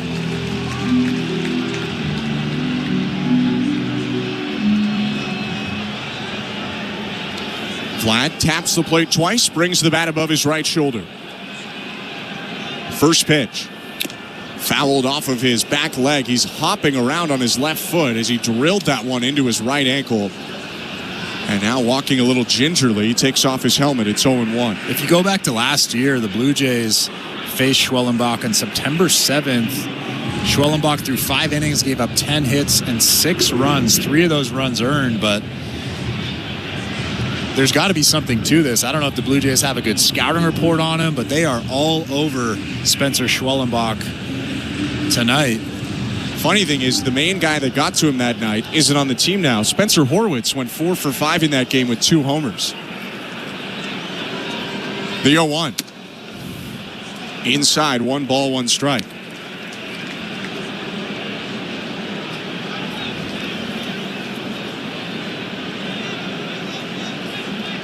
Bichette leading off second. No one close to the bag in terms of Braves outfielders to hold him on. 1-1. Bounce to the plate. Good block there. And Baldwin lost it, though. Bichette's going to scamper up to third. Baldwin took it right off the chest, it seemed, but it flipped over his back. He was looking around, and Bo advances on the wild pitch. And keep in mind, there's still no outs in this inning. Bo Bichette moved up to third base. The Braves are now going to bring that infield in, try to cut this run off. It was actually the glove of Baldwin that got it, and that's why it popped over him. Guerrero with an RBI already today. The 2-1. Inside, ball 3. Really nice take. Tough sinker inside off the plate.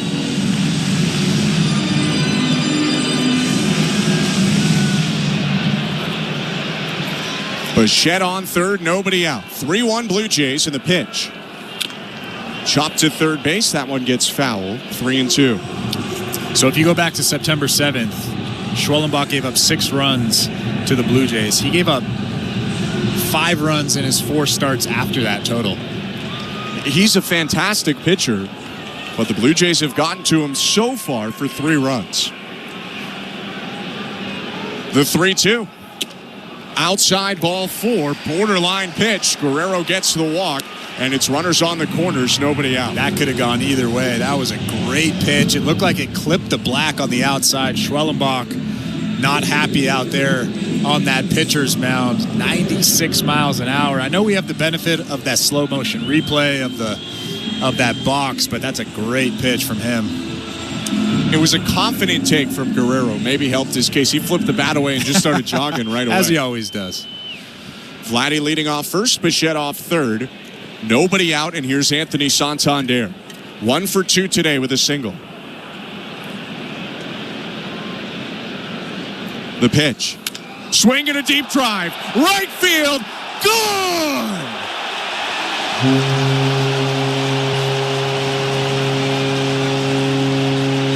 A big fly for Anthony Santander, and the Blue Jays have blown it wide open. 6-1 Toronto.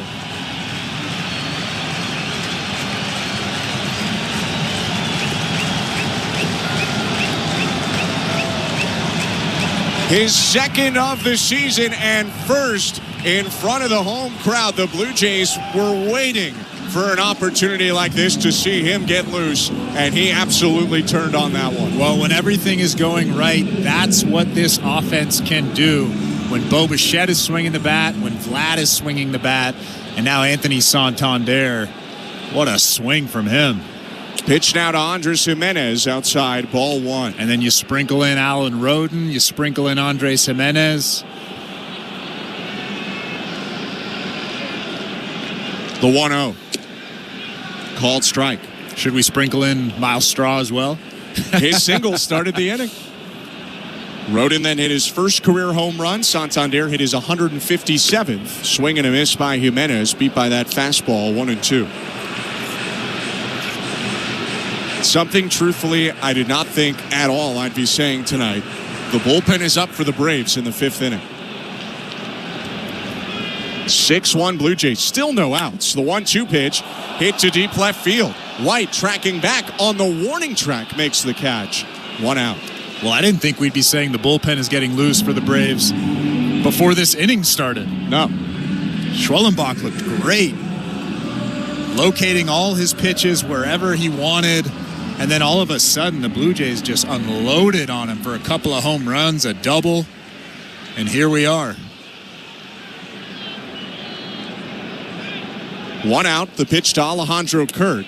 Down and away, ball one. Whose home run was prettier, Alan Roden's or Anthony Santander's?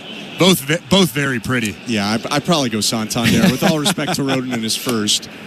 The 1-0 pitch is low, 2-0. Santander got that one way up in the air. 2 balls and no strikes. The pitch to Alejandro Kirk. Called strike 2-1.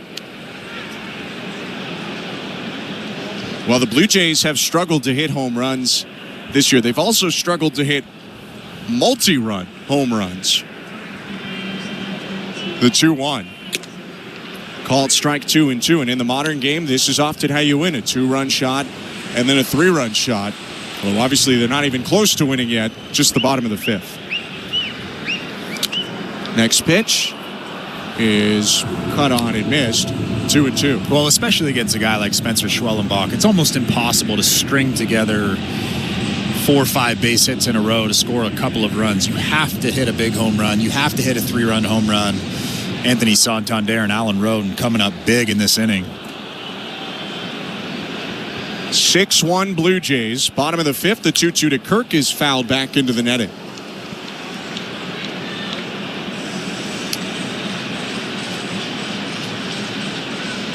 This is what everybody's been waiting for.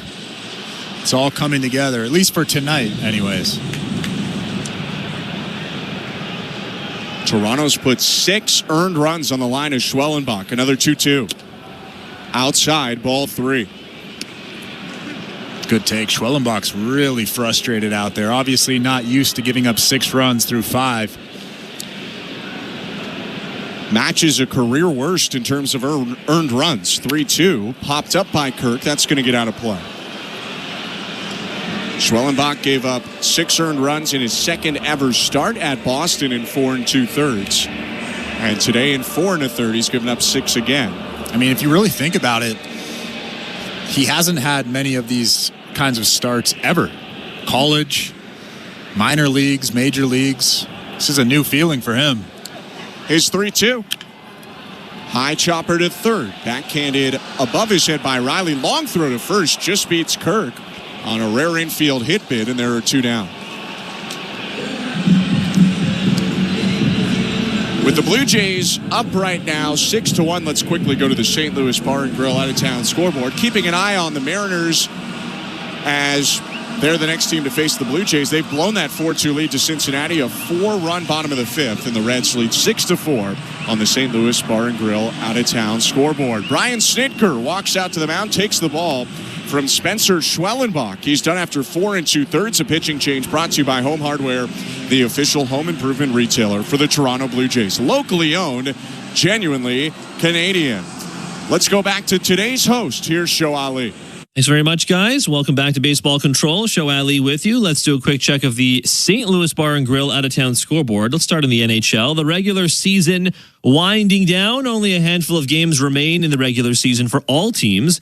Tonight, we have 10 games on the calendar, and right now, we have the Leafs down the QEW taking on the Sabres in Buffalo. It's currently 1-0 Toronto with about 2 minutes to go in the second period. It's currently 1-0 thanks to Steven Lorentz. Once that game is over, you can also join JD Bunks and Sam McKee for Leafs Talk. That'll be on Sportsnet's YouTube page and Sportsnet Plus. Playoff-wise, all it takes for the Leafs to clinch the Atlantic Division is one single point. They get 1 point, win or lose. The Atlantic is theirs. If they do not register a point, they can also clinch the division with a lightning loss to the Panthers in any fashion as well. Either way, if the Leafs do clinch the division tonight, it would also lock in the Battle of Ontario, Toronto, Ottawa in the first round. Speaking of the two Florida teams, Panthers at Bolts is also happening right now. The likely other first-round Atlantic matchup, and it is currently 3-0 end of one in Tampa in favor of the Lightning. Elsewhere, we also have Blue Jackets at Flyers tonight, and a lot of eyes in Montreal on this game. Chris Leroux's Habs would clinch a playoff berth with any result in this game other than a Jackets regulation win. If the Habs do clinch a playoff spot, it would also mean they get locked into a first-round matchup against Ovechkin and the Washington Capitals. Right now, the Blue Jackets lead the Flyers 1-0 with 3 minutes to go in the second period. Blue Jays baseball, as always, is brought to you by Crown Rust Protection. Let's get you back to the action. Let's get back down to the Dome. Here's Ben Schulman and Chris Leroux. Thank you very much, Joe. Zach Thompson is into the game for the Atlanta Braves. Former Blue Jay farmhand is making his second appearance of the year. Was scoreless in his first outing.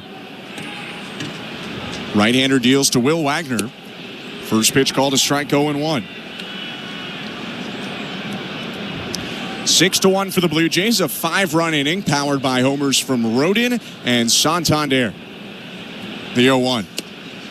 Called a strike, 0-2. Thompson, a long-limbed right-hander, 6'7", 250 pounds, native of Texas. His 0-2. Hit foul by Wagner, who stumbled down to a knee, but he stays alive.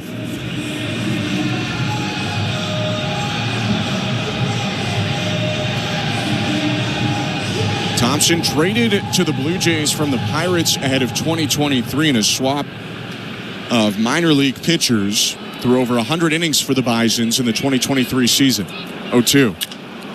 Hit in the air down the left field line, slicing toward the seats. It'll get out of play by a couple rows. Right, he did pitch in the majors before his stint in the minor leagues with the Blue Jays. Was very solid in 75 innings with the Marlins in 2021. Struggled a little bit more as a more full-time starter with the Pirates in 2022. Leads with his cutter, throws a curve, change, four-seamer, and sinker as well. His 0-2 is fouled off again. It's a good pitch. That was a good four-seam fastball up at the hands of Will Wagner. Not incredibly hard. That velo is just 91, but if you locate that thing up and in, it's really hard to hit. Thompson rocks and offers. Wagner takes up top, ball one. And because he's so tall, 6'7", like you said, that 92 probably feels like 94, maybe even 95. Righty gets way down the mound. His pitch. Inside, 2 balls, 2 strikes.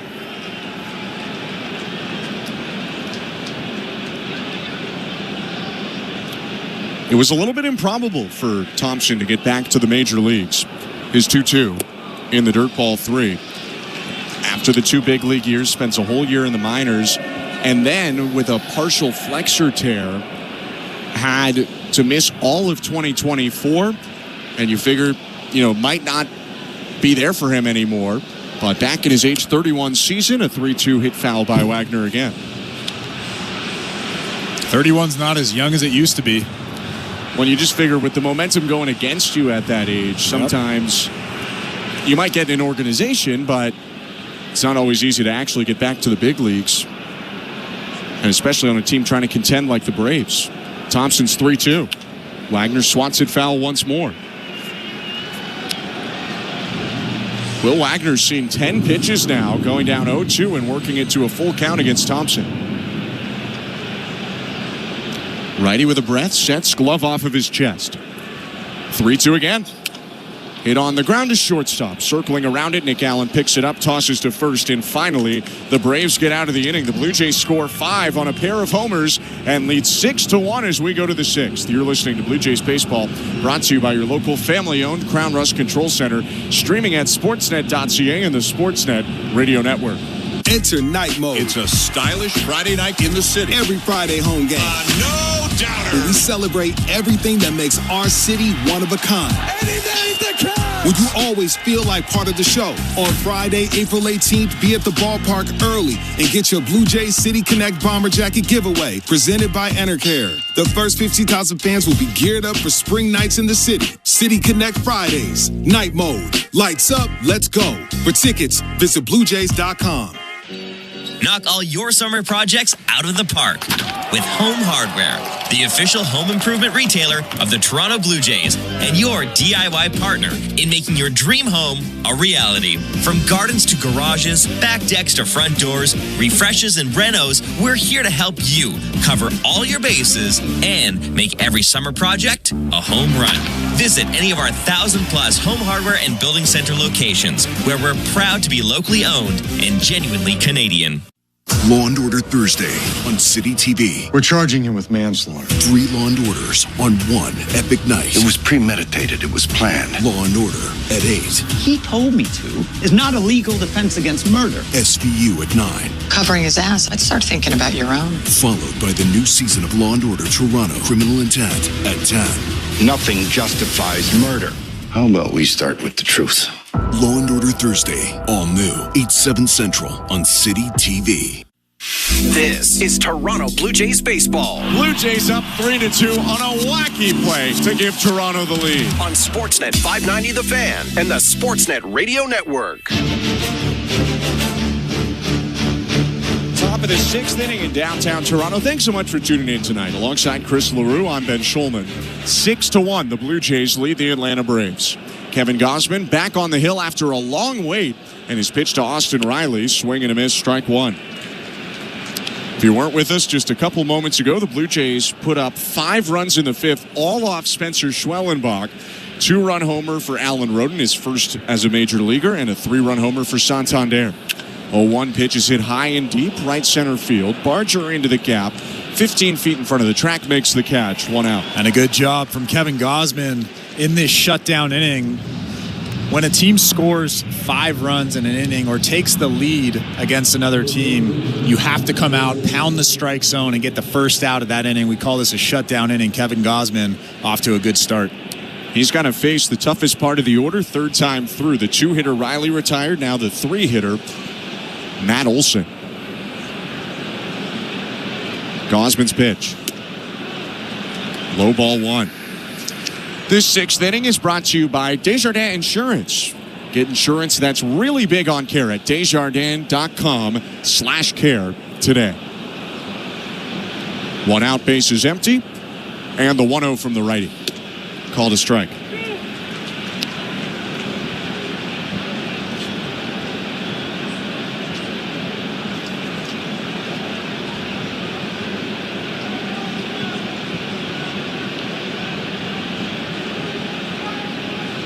The 1-1.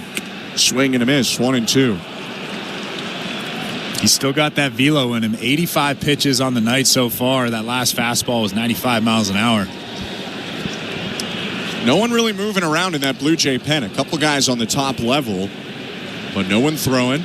Gausman probably with a little extra leash now because of the 5-run lead. Right on left, his 1-2 pitch. Low, 2 balls, 2 strikes.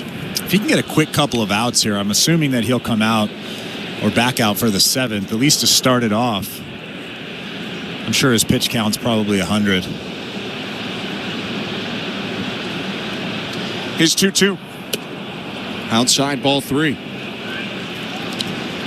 Gausman can certainly go deep into games after never doing it in his major league career. Last year, he twice threw 9-inning complete games.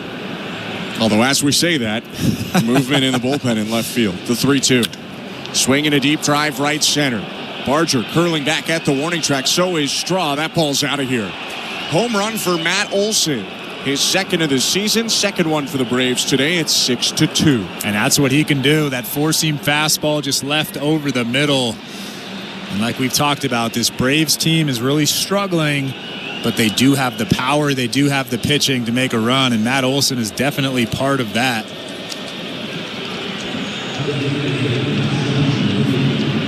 Gausman will look to settle back down as action begins in left field. Mason Fluharty is starting to warm up for Toronto. Matt Olson's got a pretty good swing. That was a good one right there.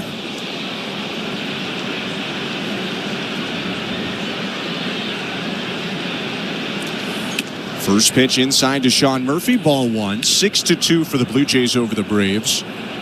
And there's one out in the top of the sixth with the bases empty.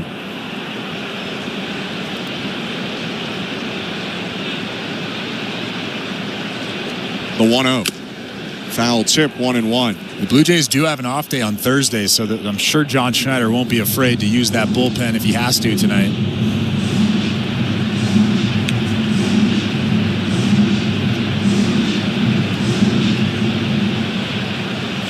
Toronto only used 2 relievers yesterday, but a bunch on the weekend against the Baltimore Orioles in that wild 2-game set. The 1-1. Just inside, 2 balls, 1 strike.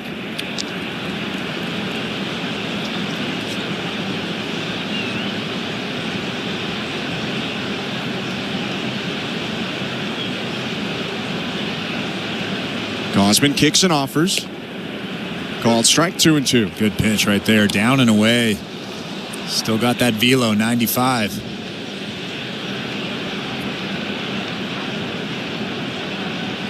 Righty bouncing on that front left foot. Comes still and offers home.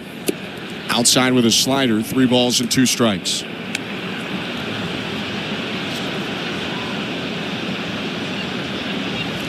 Switch hitter Ozzie Albies up next, and then 2 out of the 3 after that are left-handed hitters. It's probably a pocket you target for Mason Fluharty. 3-2, swing and a miss. Got him on a splitter, and Gausman has his 6th strikeout today. That is a huge pitch. Obviously, Kevin Gausman feels comfortable throwing that split finger right now because you're up by 4. It's a 3-2 count. You obviously don't want to walk Sean Murphy in that situation. Kevin Gausman just throws that splitty right down the middle, and Murphy was way out in front of it. So 2 outs now, and the base is empty. The pitch to Ozzie Albies. The switch hitter takes it. Strike 1. You don't want to bring in a lefty now because Albies, who's batting left against Gausman, career has been a much better right-handed hitter on base plus slugging, almost 200 points higher. The 0-1. Foul tip, and the bat of Albies goes all the way into the Braves dugout. Ball went into the glove of Kirk. Bat went spiraling toward the Braves bench, and I think it was Eli White that caught it. I was going to say, that was a great catch over there in that dugout off the netting, and Eli White caught it with his right hand. Sign that guy up. Almost hit Brian Snitker, his manager, went right over his head. That's dangerous stuff. A little extra pine tar on the bat now for Ozzie Albies. He's gripping up the handle to get some of the stick on his batting gloves. No balls and 2 strikes, 2 outs. Gausman's pitch. Hit back foul. Alejandro Kirk nodding his head, letting him know that was a good pitch. Little sinker on the outside part of the plate. Fluharty continues to warm. This could be the last batter for Kevin Gausman with a left-handed hitter due up next. His 2-strike pitch. Hit on the ground to second. Jimenez down to an E, picks it up, throws on to first, and that will do it for the inning. Gausman gives up a homer, but what a nice day for him. 6 innings of 2-run ball in the Blue Jays, up 6-2, middle of the 6th. You're listening to Blue Jays Baseball, brought to you by your local family-owned Crown Rust Control Center, streaming at sportsnet.ca and the Sportsnet Radio Network. Because sometimes the music needs to speak for itself. Calm your commute with the instrumental channels on the SiriusXM app. From smooth jazz and epic orchestras to lo-fi beats and high-energy rock anthems. Find over a dozen instrumental channels available anytime. At home, on your phone, computer, Alexa, TV, or other internet-connected devices.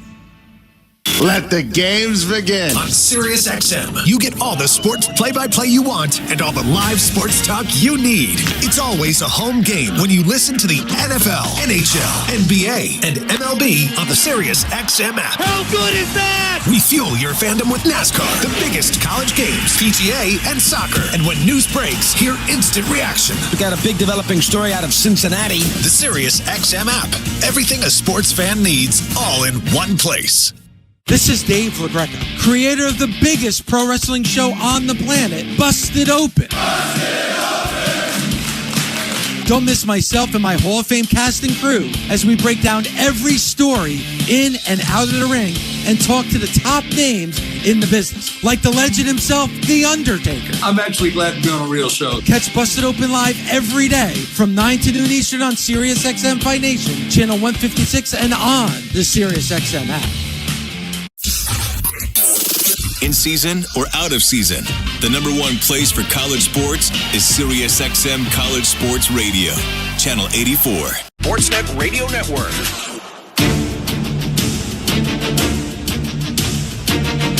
Bottom of the sixth inning, 6-2 for the Blue Jays, and Zach Thompson kicks and fires to Addison Barger, called strike 0-1. Thanks for tuning in tonight. I'm Ben Schulman alongside Chris LaRue. Second inning of work for Thompson. He got the final out of the fifth. Is 0-1. Down and in.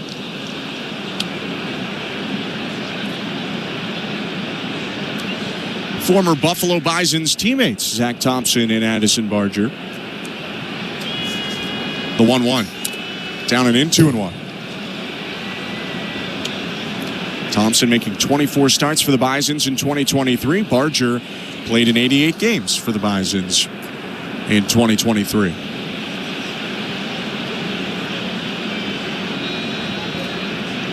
The 2-1. Hit right back foul, 2-2. Well, it seems as though Kevin Gausman's day is done. The way he was giving high fives to everybody, the look on his face.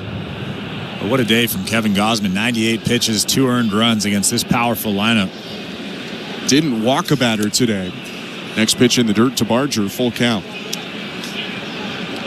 And the Blue Jays did need this. While they've probably pitched more than they've hit so far this year, their starters had an above 7 ERA in the last 4 games. They lost 3 of those 4. Today they've married the strong pitching so far with some big power and good offense too. Payoff pitch. Barger hits it high in the air down the left field line. That's just going to get into the netting before Austin Riley can get there. Still 3-2. And the Blue Jays needed, not only the offense. The offense is a bit of a surprise because of who the Braves had on the mound today, and Spencer Schwellenbach. But I think the Blue Jays, Kevin Gausman, knew that he had to come to the ballpark today and have a great game because Schwellenbach was on the mound for the Atlanta Braves. Another 3-2. Foul tip, strike 3. And Spencer Schwellenbach came into the game today with an ERA of .45. And he leaves the game with an ERA of 2.55, which is still incredibly impressive. But it's not .45. No, it's a whole different ballpark. 1 out in the bottom of the 6th. Miles Straw to the plate. He started the 5-run 5th with a single to pitch. Inside, ball 1. But that's why I think that Kevin Gausman's start today is that much more impressive, because he knew he had to come to the ballpark today and perform. And he did. He was great. 1-0. Fouled right back. Kept the Blue Jays in it long enough for them to do the improbable and solve Spencer Schwellenbach. That's why it's 6-2 Toronto.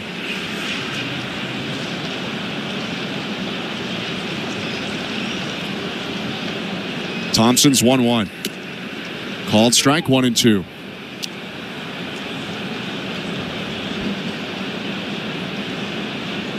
Miles Straw steps in, pant legs hiked up, showing his blue socks. He looks out to the righty Thompson. The pitch. In the dirt, 2 balls, 2 strikes.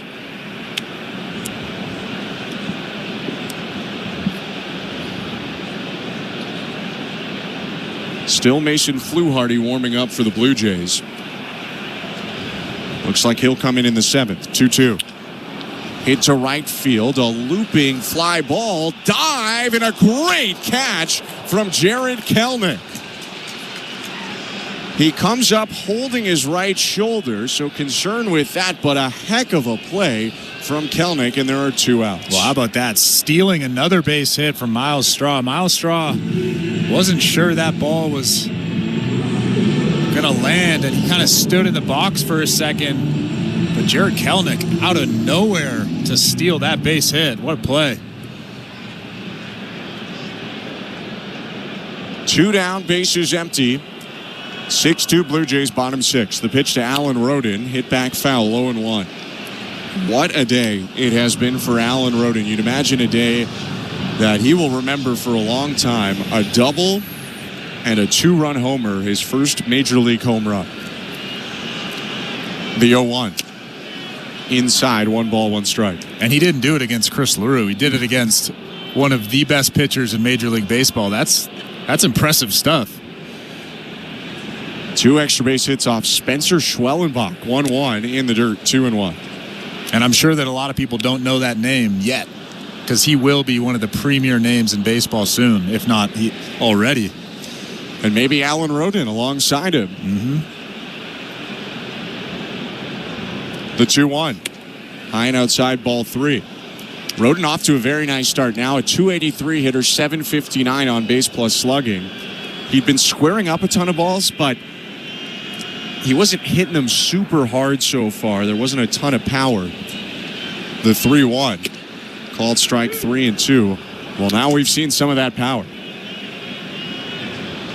How about the respect from Thompson? Little 3-1 cutter. I'm not grooving this guy a fastball here. He has tons of power. 3-2 is hit off the handle, foul off to the left. Over the on-deck hitter, Bo Bichette.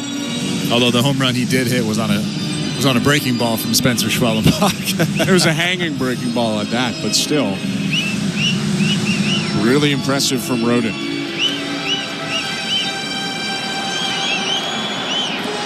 Playing in just his 17th Major League game. Still technically on prospect boards. Number 5 prospect for the Blue Jays. The 3-2. Swing and a huge fly ball. That one's going to end up in the 500 level, way off to the right. Not even close to staying fair, but he hammered that ball. When are you officially not a prospect? Like, when can you officially be taken off those lists, those MLB.com prospect type lists? I don't remember the exact number of games. But it's probably 50? There's some sort of standard. I think it's more than that.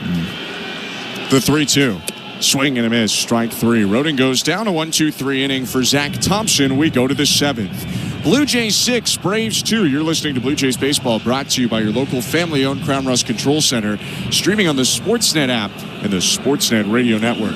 Timber Mart always has plans to help you with your plans. Your home, your cottage, your garage, whatever needs.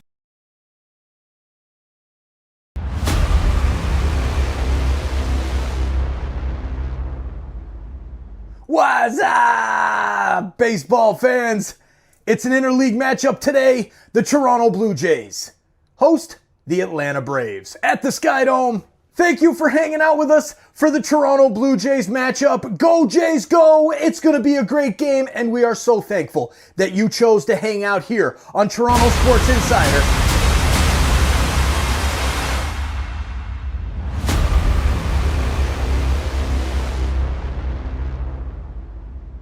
Hey, you!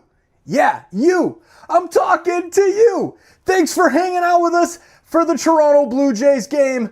We really appreciate you being here, chatting it up every single game. We're live 1 through 162 right here on Toronto Sports Insider. You won't miss any of the action.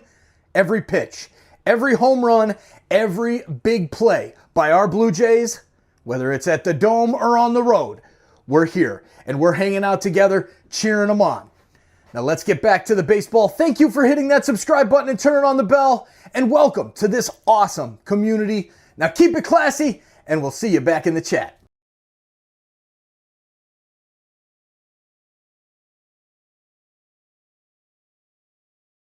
Coming in, lead leaps and makes the catch full stretch. On Sportsnet 590 The Fan and the Sportsnet Radio Network. Seventh inning is brought to you by Home Hardware, the official home improvement retailer for the Toronto Blue Jays, locally owned, genuinely Canadian. Mason Fluharty into the ball game for the Blue Jays. He'll take on Drake Baldwin, Eli White, and Jared Kelenic, with Toronto up 6-2. On Ben Schulman alongside Chris LaRue. Left on left, Fluharty deals to Baldwin. High ball one.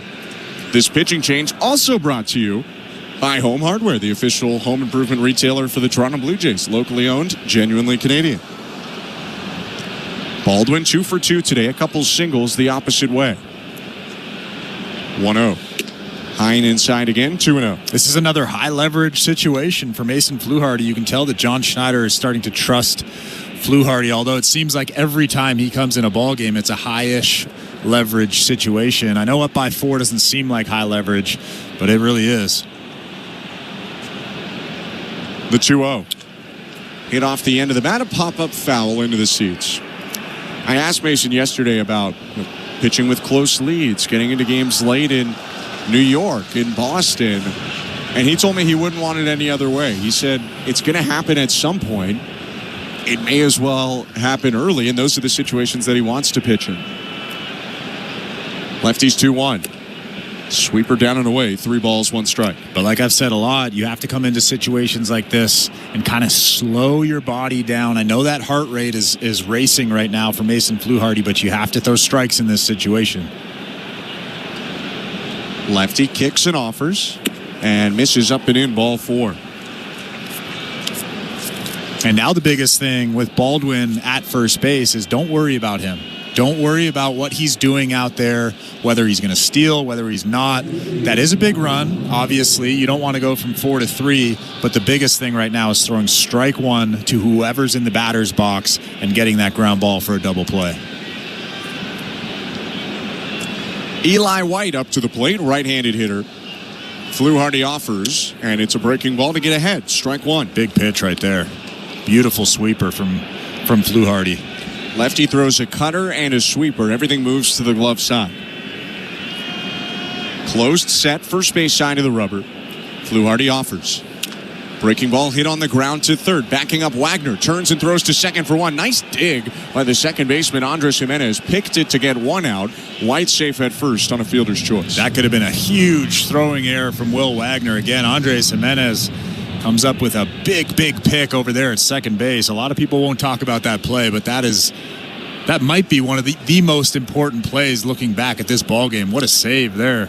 Wagner had to back up, so he threw off his back foot, and Jimenez, like a first baseman, stretched out toward left center field and brought it in. And keep in mind, there's nobody out in this inning, so if that ball gets past Andres Jimenez, there's a runner on third and potentially second and third, and still nobody out. A big play. Instead, it's 1 out, runner on first, and a pinch hitter, Brian De La Cruz, the pitch.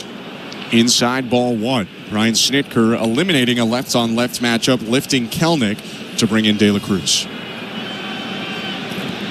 Although Kelnick's shoulder might be bothering him after diving and catching that baseball. Could be a twofold switch. The 1-0.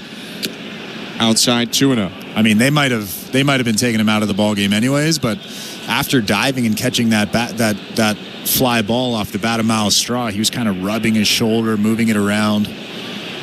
Haven't seen any updates yet online. If we get something, we'll let you know. 2-0. Outside, ball 3. Have to throw strike 1 here. Runner on first, 1 out, 6-2 for the Blue Jays. And a 3-0 count to Brian De La Cruz. Right-handed hitter started as the DH yesterday, went 0 for 4. The 3-0. Called strike. Good pitch. Nick Sandlin's warming up in that bullpen, so I'm sure John Schneider's not going to mess around here if anything happens. Leadoff walk, then a ground ball, fielder's choice. Now the 3-1. Swing and a miss. Got him out in front on the sweeper, full count. How about that? A 3-1 sweeper. You can tell he has more confidence in that pitch than he does that fastball right now. De La Cruz asks for time, takes a practice swing just off to the left of the dirt circle, and steps back into the box. Bounces his black bat off the plate, brings it above his right shoulder. The 3-2. Hit foul through his own legs and toward the Blue Jays on deck circle. De La Cruz reached for a pitch off the plate.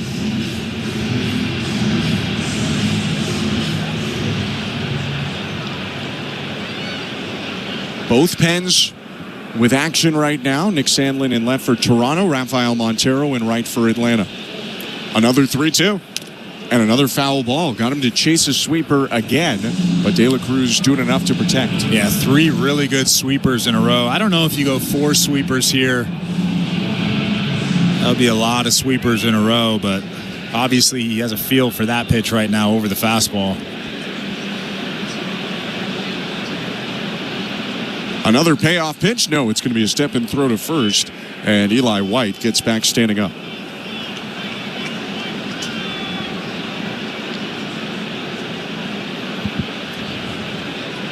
In a moment, we'll go to the St. Louis Bar and Grill out-of-town scoreboard. It's 6-2 Blue Jays, top of the 7th. With 1 out, the 3-2.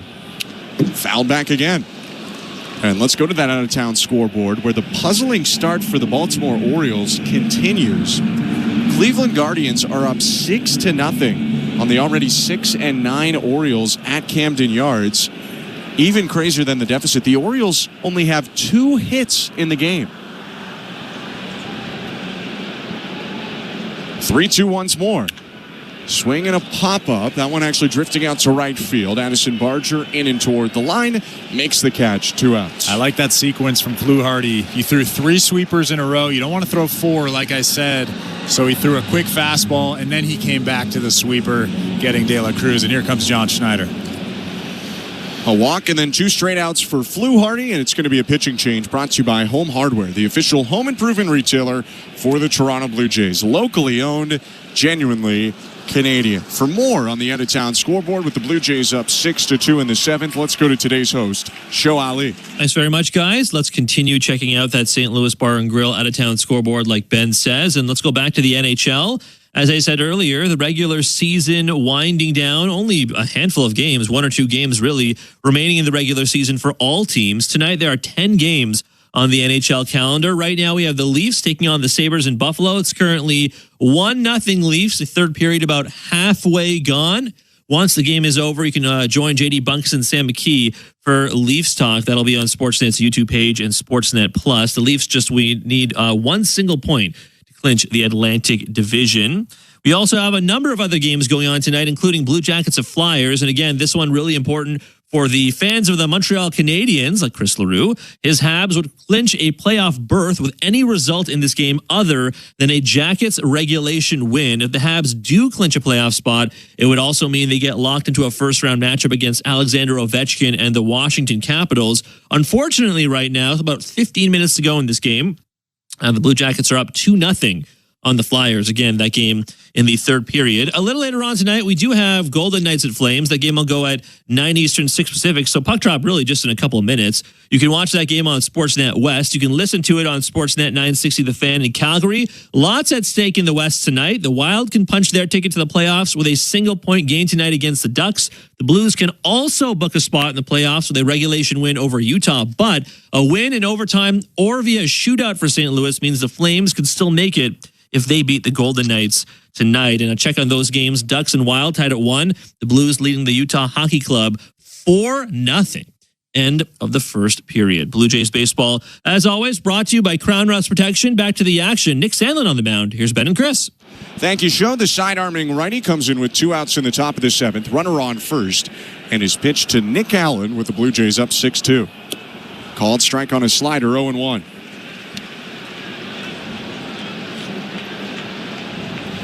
For Nick Sandlin, this is his 7th appearance. 2 earned runs in 6 innings. That's good for a 3 ERA exactly.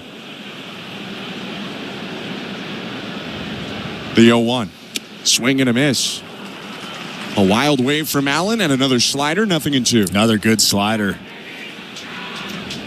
I'd probably stick with that slider right now off the plate outside. Don't give Nick Allen a chance here.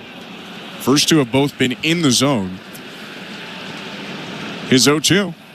He went to another slider away, but Allen didn't chase. One ball, 2 strikes. That's a great pitch. You could see Alejandro Kirk trying to bring that ball back. A little bit too far off the plate, but a good slider here. 1 ball and 2 strikes, 2 outs. White on first, and the pitch. Just off the plate. Fraction of an inch miss there on a 4th straight slider, 2-2. Nick Sandlin wanted that one. Bending over, kind of staring at the ground for a second.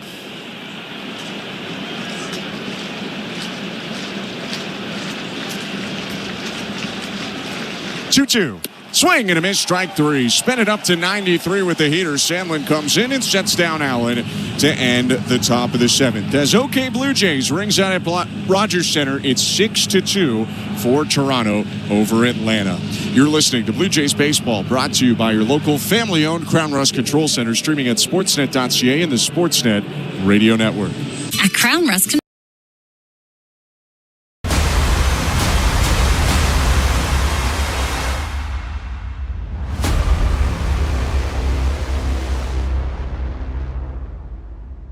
Cheers, baseball fans.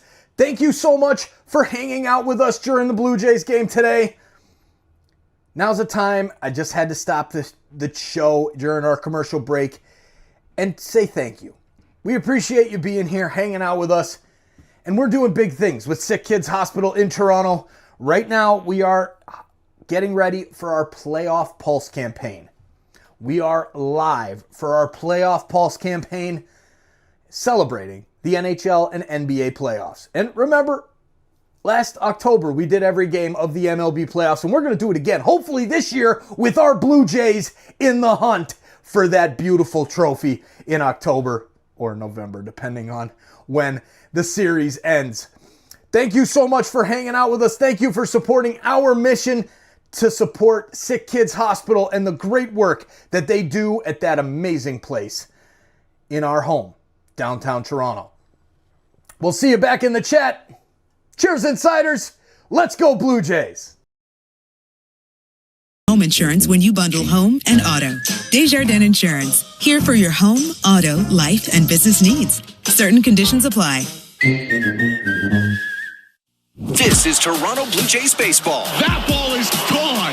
3rd home run in 4 batters for the Blue Jays. On Sportsnet 590 The Fan and the Sportsnet Radio Network. Home half of the 7th inning, and the Blue Jays leading the Braves 6-2. First pitch to Bo Bichette misses outside from Zach Thompson. Ball 1. Welcome to the Timber Mart broadcast booth. I'm Ben Schulman alongside Chris LaRue. The 1-0. Hit foul just behind the back of first base coach Mark Budzinski. 1 ball, 1 strike. Nice day so far for Bo Bichette. 1 for 3, a double into the left center field gap. Advanced on a wild pitch, scored on the Santander homer. 1-1 is popped up. First base side of the infield. Matt Olson, the first baseman, on the edge of the turf, makes a one-handed catch. 1 out.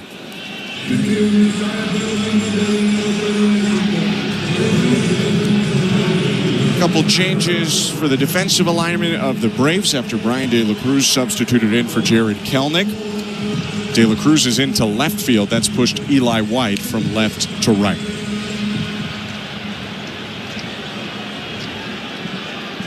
One out. Vladimir Guerrero Jr. at the plate. 0 for 1 today. An RBI fielder's choice. 2 walks and a run scored. The pitch. Outside, ball 1. You obviously have Vlad in that order to hit for power, come up with big knocks, but he's found a way to be productive today without a base hit.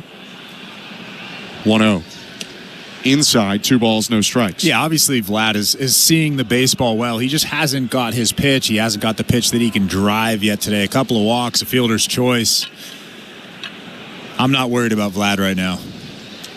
2-0, popped up. First base side again. The second baseman, Ozzie Albies, on the right field turf is called off by the right fielder, Eli White, really close to the infield. He makes the catch, 2 down. Ozzie Albies was camped underneath that baseball. That was probably about 15 feet from the dirt. I'm not sure why Eli White ran all the way in and caught that baseball, but nonetheless, they got their out. I don't know if there's such thing as a put-out bonus in someone's contract or something like that, but White really wanted that baseball. He did the same thing in left field, running in earlier, almost to the infield. He's greedy. He's a greedy outfielder. 2 down, the pitch to Anthony Santander, high and outside, ball 1. On the weekend, Anthony Santander learned what it was like to hit a home run as an away player at Camden Yards. Today, he learned what it was like to hit a home run at Rogers Center as part of the home team. Next pitch, low, 2-0. And from what we've heard from Orioles people, from baseball people, that when Anthony Santander hits home runs, they come in bunches. And they've come quick so far, a couple in the last few days. The 2-0. Hit off the handle, a shallow fly to left. De La Cruz jogging in, makes the catch and ends the 7th. Pretty nice outing from the former Blue Jay farmhand Zach Thompson. He's thrown 2 1/3 scoreless, but it's still 6-2 Blue Jays as we go to the 8th. You're listening to Blue Jays Baseball, brought to you by your local family-owned Crown Rust Control Center, streaming on the Sportsnet app and the Sportsnet Radio Network.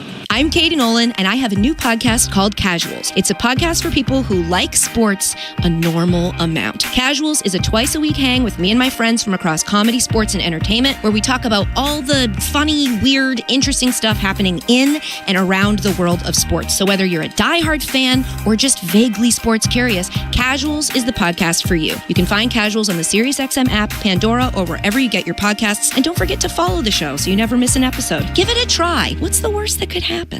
Every night after the final out, the Round Trip Roundup brings you the scores, highlights, and analysis from every game across Major League Baseball, all in less than 30 minutes. Swung on and missed, strike 3 and a no-hitter. It's the perfect way to get caught up on all the night's biggest home runs and best performances. And a high drive, deep right center. It's the Round Trip Roundup on MLB Network Radio every night on SiriusXM Channel 89 and every morning on the SiriusXM app. The NASCAR Xfinity Series is on SiriusXM. We're back on the track Saturday, 3:30 p.m. Eastern. It's the North Carolina Education Lottery 250, presented by Black's Tire. From Rockingham Speedway on SiriusXM NASCAR Radio Channel 90, in the car and on the SiriusXM app. Get closer to everything that moves you wherever you are with the SiriusXM app. Yes! I love you guys! The Blue Jays are in flight, leading 3-0. Blue Jays fans, this is Ross Atkins, and you're listening to Blue Jays Baseball on SiriusXM. 8th inning in Toronto, the Blue Jays leading the Braves 6-2 in Game 2 of this series. Thanks so much for tuning in. It's pitching change for Toronto. The lefty Brendan Little into the game, and this pitching change brought to you by Home Hardware, the official home improvement retailer for the Toronto Blue Jays, locally owned, genuinely Canadian. 10th appearance of the year for Little, a 3.86 ERA for the southpaw. Left on left, he pitches to Michael Harris. Low ball 1.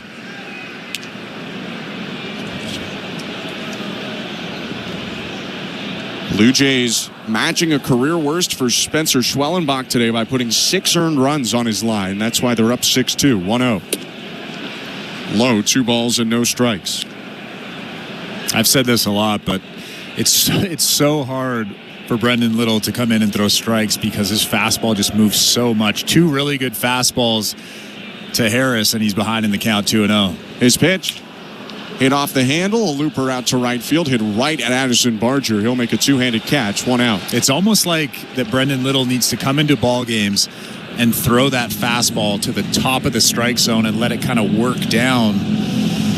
I don't know how he can curtail falling behind 2-0 to guys, but he does it a lot just because his fastball moves so much.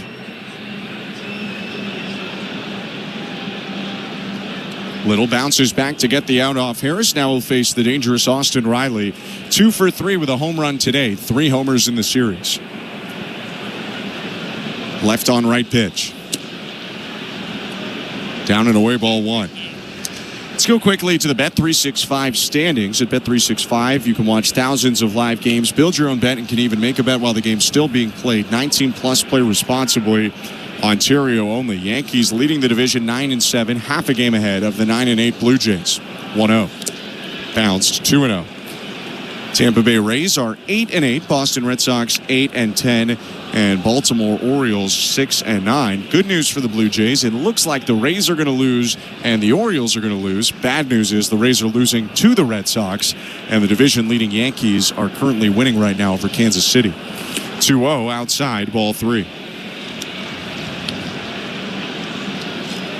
Jimmy Garcia's warming up in that bullpen out there. Like I said last inning, John Schneider's, he's not going to mess around if something happens here in this inning.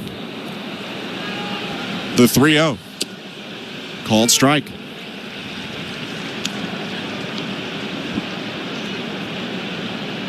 It's Riley now, Olsen on deck, Murphy behind him. 3 guys that can easily flip a game. 6-2 Toronto, 1 out, bases empty, top of the 8th. The 3-1. Swing and a miss, 3-2. And how often does Austin Riley swing and miss like that wildly on a fastball? That's how good Brendan Little's fastball is. Little's payoff. Swing and a miss, strike 3. Got him on the curve, 2 down. Really nice bounce back for Little. Again, fell behind 3-1 and still got the strikeout. Yeah, it's hard to fall behind 3-1 to Austin Riley and come back and strike him out through that sinker, then through that curveball. Austin Riley really way out in front of that curveball. No shot at hitting it. So 2 down and the base is still empty. Matt Olson up. Little's pitch. Down and away, ball 1. It's almost like Austin Riley on that last pitch was thinking, Brendan Little's fastball is too good to not throw me another fastball. He has to throw me a fastball in this situation. Sinker's his main pitch. He has a cutter and curve as well. 1-0. Here's the curve. Called a strike. He got the benefit of a call there from Roberto Ortiz, who's mostly been really good today, to be honest, behind the plate. It's 1-1. Matt Olson didn't like that call immediately. Looked back at Ortiz, shaking his head still. I mean, that's his worst call of the day, but he's been really good. The 1-1 in the dirt, 2 balls, 1 strike. I'm sure if you asked Matt Olson after the game, what did you think of Roberto Ortiz? He'd be like, it was terrible. Awful all day. For Brendan Little, it's a break. He got that strike because he's behind again. 2 balls and 1 strike is the count. Left on left. Here's the pitch. Swing and a miss. And that's the frustrating thing. If I'm Pete Walker, I'm just pulling my hair out because Brendan Little has so much promise. If he could just throw strike 1 instead of falling behind 1-0, 2-0, just throw strike 1. The at bat is so much easier. Here's 2-2. Bounce to the plate, ball 3. Got way on top of that curve.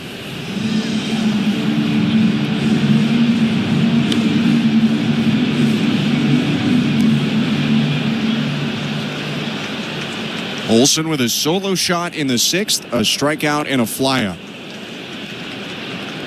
The 3-2. Low ball 4. It'll be a walk for Matt Olson to keep the inning going.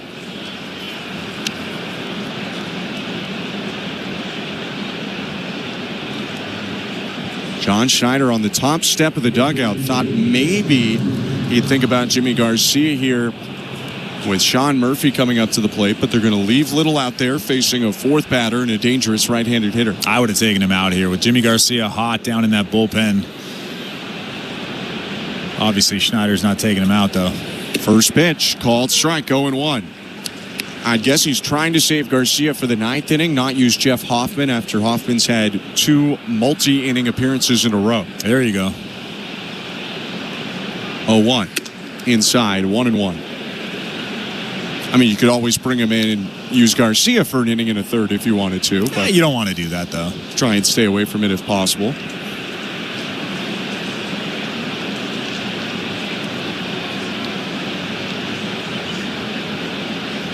The 1-1. Murphy fouls it off of Alejandro Kirk. Kirk looking down for a moment. I think he's in a little pain. It's 1-2. And I would imagine that Hoffman is not down, but they just want to stay away from him. Especially in a 4-run ball game, you don't want to get a guy hot and Jeff Hoffman that pitched 2 innings just a couple of days ago. Yeah, I'd agree. I think if they absolutely needed him, 1-run game, 2-run game, I think Hoffman's in there. Didn't pitch yesterday, but pretty grueling his last 2 appearances. The 1-2.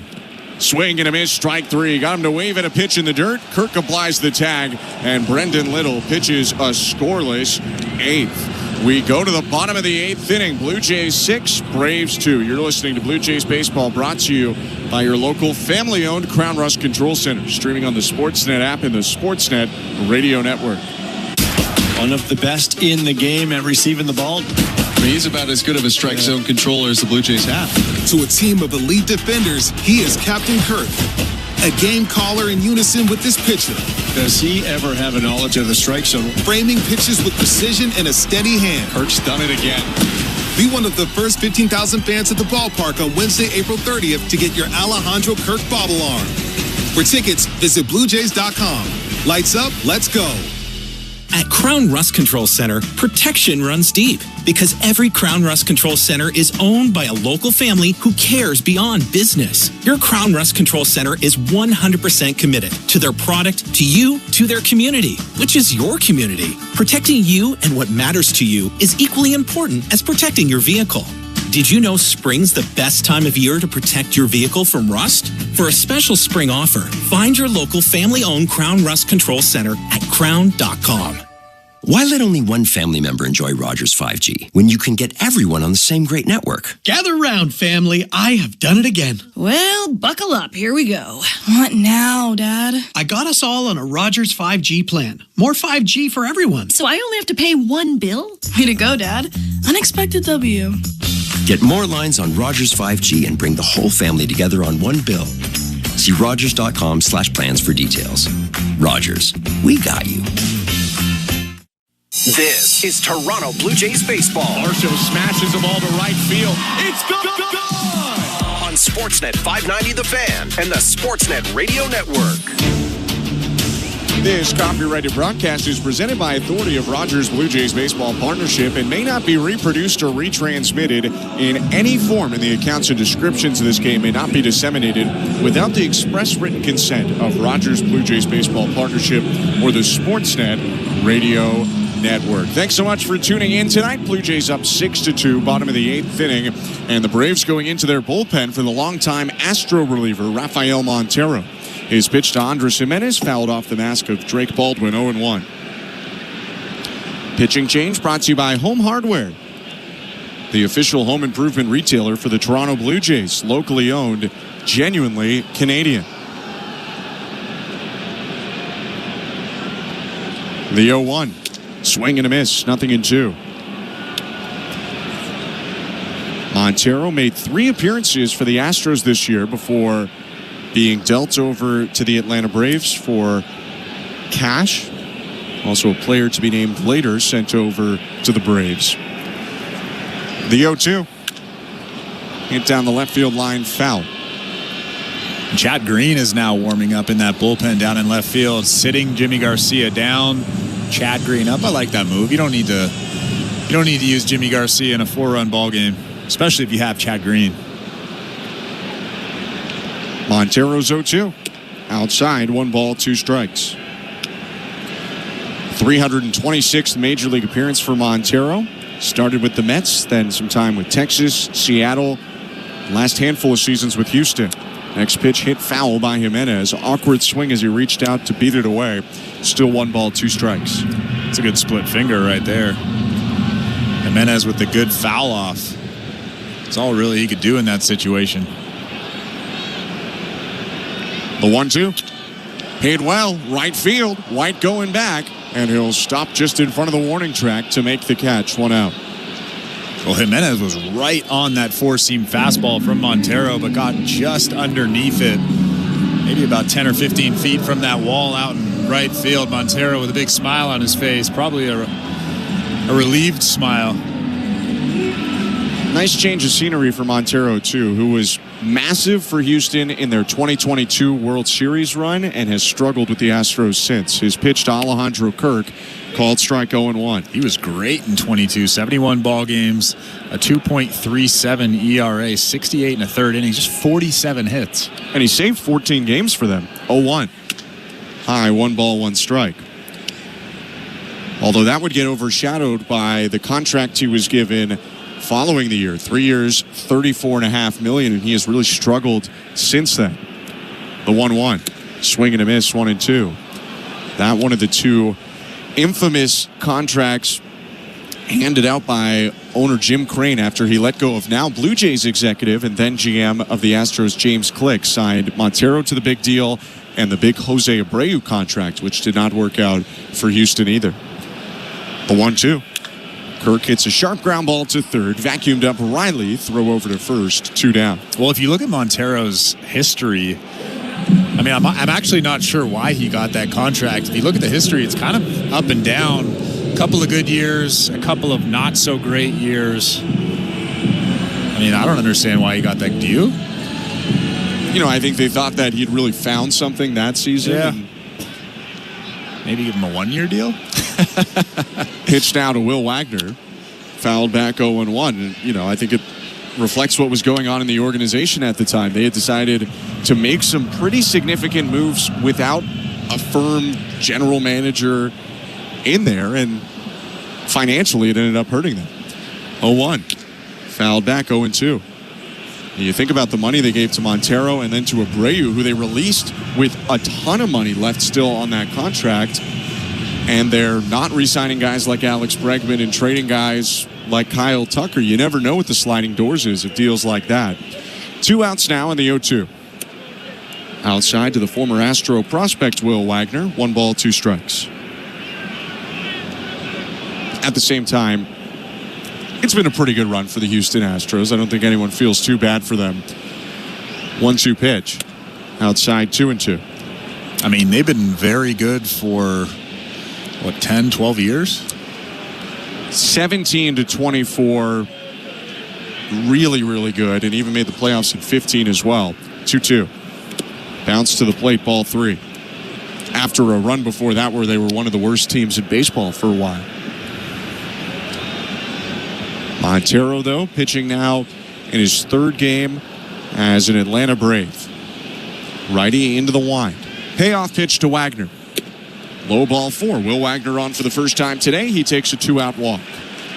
It's a good at-bat from Will Wagner. A split finger below the strike zone. A tough pitch in a fastball count, but Will Wagner just spits on that splitty and ends up at first base.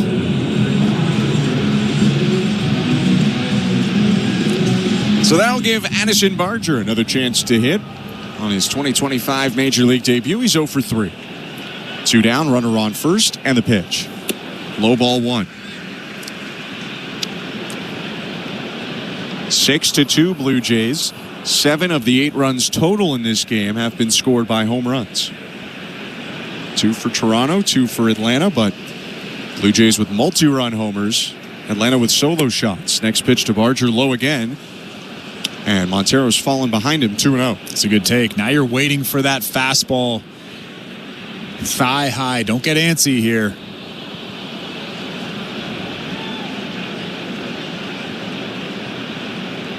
The 2-0. Fouled right back. 2 balls and 1 strike. That's a middle fastball. He unloaded on it, but just got under it. Yeah, he was all over that thing. Might have not been thigh, might have been belt, might have been just a little bit higher than he anticipated. Montero does have a little bit of rising action to that 4-seam fastball. Just got underneath it. Now the 2-1. Hard chopper hit to first, snared by Olsen, goes to the bag and ends the inning. No runs, no hits, 1 left for the Blue Jays. We go to the 9th. Toronto up 6-2 on Atlanta. You're listening to Blue Jays Baseball, brought to you by your local family-owned Crown Rust Control Center, streaming on the Sportsnet app and on the Sportsnet Radio Network. The temperature is rising. The flowers are blooming. And Happy Radio is here to make your days even brighter. Playing nothing but feel-good hits to put a pep in your step. Listen to our collection of Happy Radio channels anytime at home with the SiriusXM app on your phone, computer, Alexa, TV, or other internet-connected devices. VEASAN, the sports betting network, is back on SiriusXM. Go to channel 158 for informed wagering and fantasy advice from familiar voices like Gil Alexander, Paulie Howard, and Mitch Moss. Plus, SiriusXM mainstays Adam Shine, Rich Gannon, and the guru, John Hansen. We're getting you ready for the upcoming games with a finger on the pulse of the latest news and the moving lines and odds. VEASAN, the sports betting network, is now on SiriusXM 158 and on the SiriusXM app. Baseball is back. It's former General Manager Jim Duquette, and every Sunday on the front office, we have you covered on everything happening across Major League Baseball. That's right, Duke. It's former Big League GM Jim Bowden. Injuries, extensions, promotions, demotions, and trades. We'll have you covered on all the news. We'll bring you the front office perspective as the season heats up. Front Office with Jim Duquette and Jim Bowden, Sundays at 10 a.m. Eastern on MLB Network Radio, Channel 89, and on the SiriusXM app. You want baseball? The doggy has you covered. Tune in to Mad Dog Unleashed for the best baseball coverage anywhere. Weekdays 3 to 6 Eastern. SiriusXM Mad Dog Sports Radio, Channel 82. Radio Network.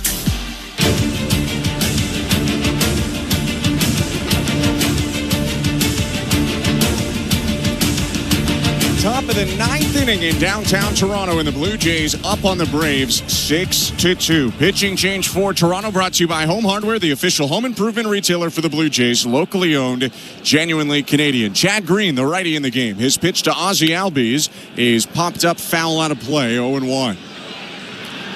Welcome to the Timber Mart broadcast booth. I'm Ben Schulman alongside Chris LaRue. Chad Green trying to pitch the Blue Jays to what would be a very impressive win given the starter Spencer Schwellenbach today for the Braves. The 0-1.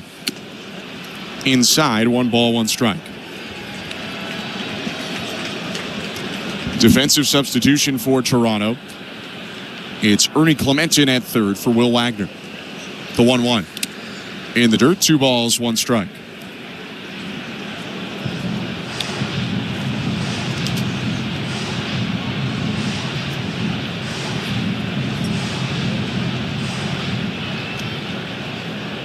Chad Green off to a nice start.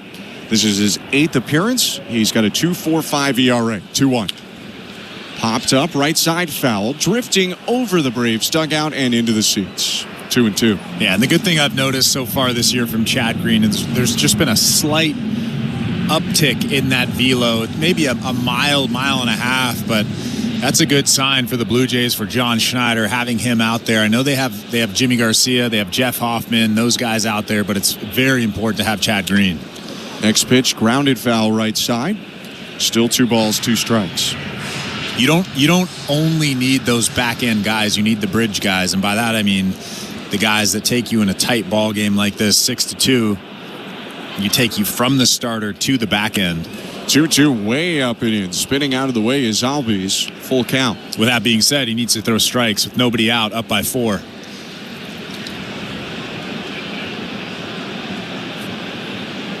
Green settles back onto the first base side of the rubber. Switch hitter Albies batting left, looking out at the righty. The 3-2. Hammered right field. Barger going back, turns around, and that ball's gone. Solo shot to start the inning. Ozzie Albies. It's the 3rd Braves home run of the night, and it's 6-3.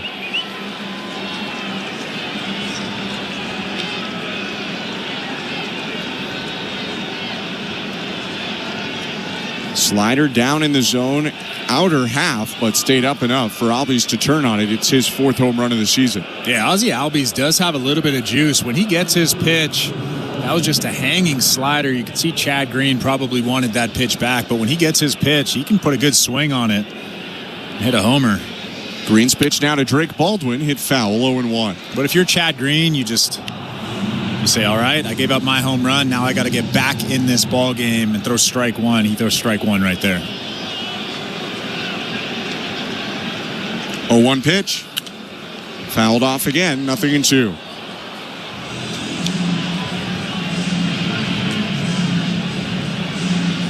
Tough start to the inning, but good for the Blue Jays to have a guy like Chad Green comfortable in the 9th. Is 0-2. Power to right center field. Straw on the run, and he reaches out, bobbles, and still makes the catch. That popped out of his glove, but he snared it out of midair, one down. I actually think he overran that just a little bit, had to pull that glove back close to his body at the last second. And like you said, bobbled it just a little bit, but such an athlete out there was able to kind of squeeze that thing. I think it hit his chest. It hit his glove kind of in the thumb area, bounced off his chest, and he caught it again. He and Barger were looking up at the video board to watch it. Interesting first out. Here's Eli White.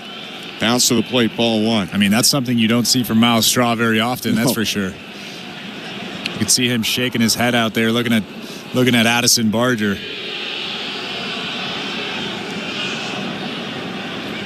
The 1-0. Foul back 1-1. Well, before that play, mentioning Chad Green comfortable in the ninth, one of the positive things that came out of the not-so-positive record for the Blue Jays last year, they got to try some guys in different spots, including Chad Green closing. Made 17 saves, 1-1. Hit foul, 1-2. 17 for 20. Got a good feel of what it's like to pitch high leverage in the ninth inning with games on the line. And really was good in that role. 17 for 20 in save opportunities for the Blue Jays. Third year as a Toronto Blue Jay. Green's 1-2. Hit high to right center field. Straw jogging a little more to this one. Backpedals and makes the catch. No circus act. 2 down. Yeah, he got behind that ball, caught that ball with 2 hands around his face. A little bit easier for him. 2 outs, top of the ninth, 6-3. The Blue Jays lead the Braves. 26,979 to their feet as Brian De La Cruz steps into the box. Right on right, the pitch from Chad Green. Line to right field and down for a base hit. Cut off before the corner by Barger. De La Cruz with a single, and things starting to get a little more interesting here with 2 outs in the ninth. And again, if you're Chad Green, that run at first base doesn't matter. You want to, obviously, you don't want him to go to second base, so you still have the force at second base, but you're not so worried about him that you're not making your pitches. It's a good hitter in the box right now, Nick Allen. Pete Walker's going to walk out to the mound right now, talk to Chad Green. The Blue Jays do have Jeff Hoffman loosening up just in case things get a little bit closer. Hoffman got up after the leadoff homer this inning by Ozzie Albies. And I'm sure Pete Walker's telling him the exact same thing I just said. Hey, just calm down. Just throw strike one, get Nick Allen. Obviously, you don't want to flip the lineup over and face Michael Harris, Austin Riley, and Matt Olson. You want to get this guy right here.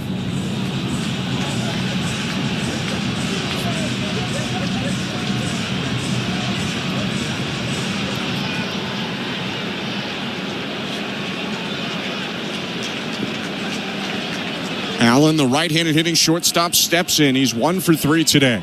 Tying run is on deck. The pitch. Awkward swing and a miss. Allen down to a knee, kind of ducked out of the way as he swung through that fastball. 0-1. 6-3 Blue Jays. De La Cruz leading off first with 2 outs. And the 0-1. Called strike, 0-2. Big pitch right there. Now you can expand. You can go above, you can go below. Big pitch right here to Nick Allen. Over 26,000 getting loud. The 0-2. Outside, ball 1.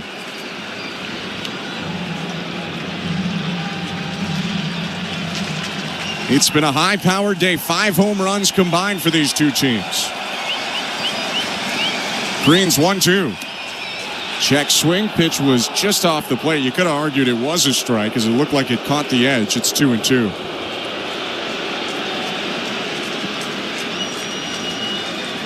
And the claps will start again. The 2-2. High ball 3.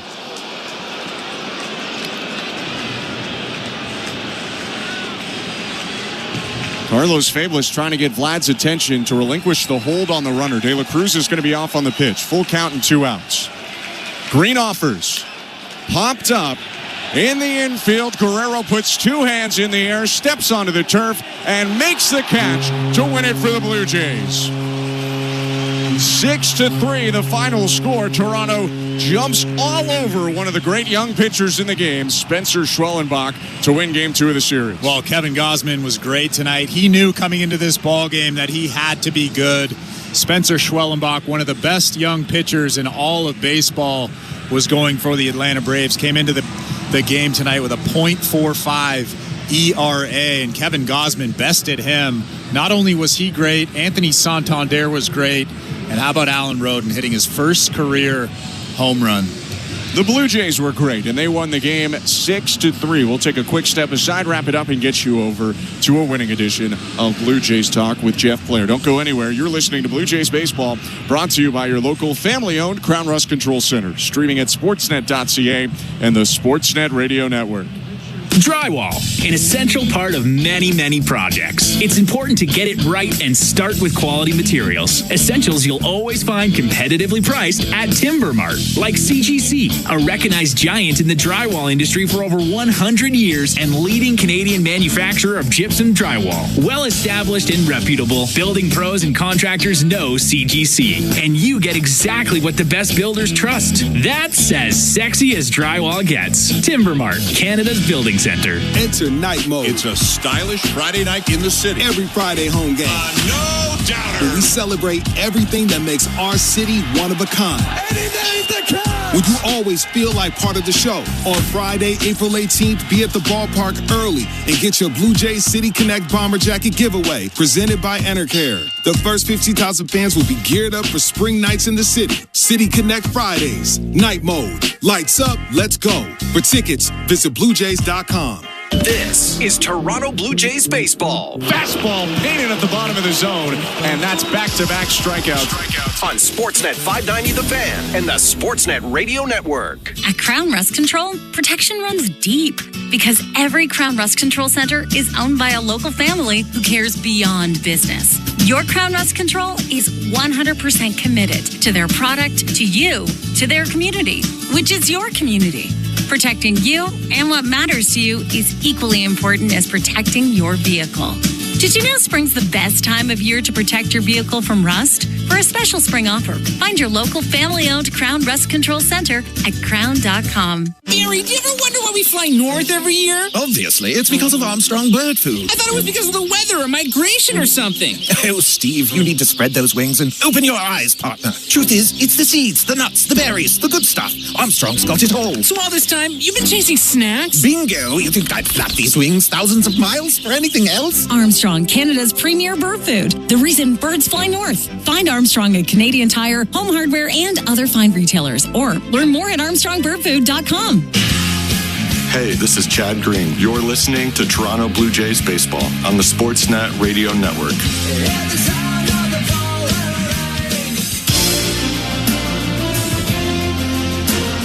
Welcome back to Rogers Center. Blue Jays defeat the Braves 6-3 to even up the series here in Toronto.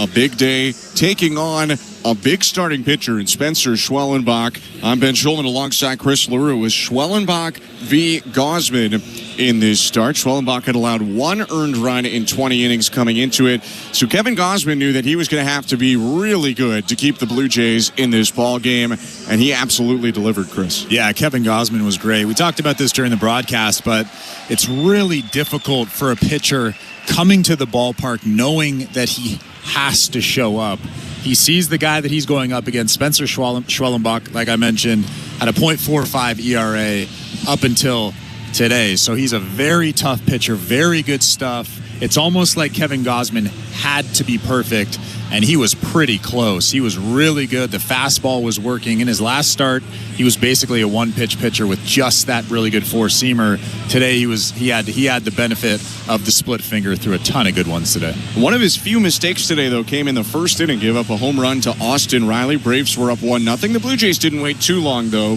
to knot it up. Alan Roden hit a double to begin the third, and after Bo Bichette advanced him to third base, Vlad Guerrero Jr.'s high chopper to third scored Alan Roden to make it 1-1. Gausman and Schwellenbach both kept the opposing bats quiet in the fourth inning, and after Gausman pitched a 1-2-3 fifth, Miles Strauss started off the fifth with a single to set up today's play of the game. Schwellenbach kicks and deals. Swing and a deep drive. Right field. Way back. Out of here. The first major league home run in Alan Roden's career. And it's 3-1 Blue Jays. A hanging curveball left over the plate that Roden absolutely tagged to right.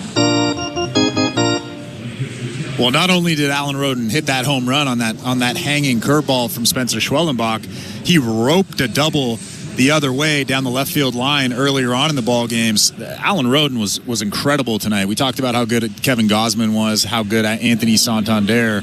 My star of the game is Alan Roden. He was really seeing the baseball well, and it's tough to get those types of base hits off of Spencer Schwellenbach. Alan Roden got two of them.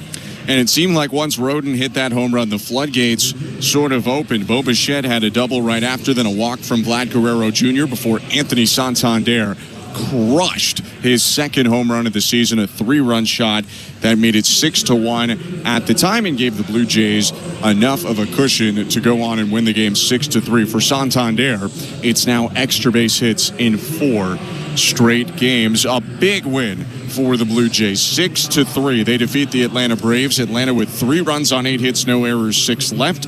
The Blue Jays 6 runs on 6 hits, no errors, 4 left. The win for Kevin Gausman, and he is now 2-1 on the season. The loss goes to Spencer Schwellenbach, who goes to 1-3. No save.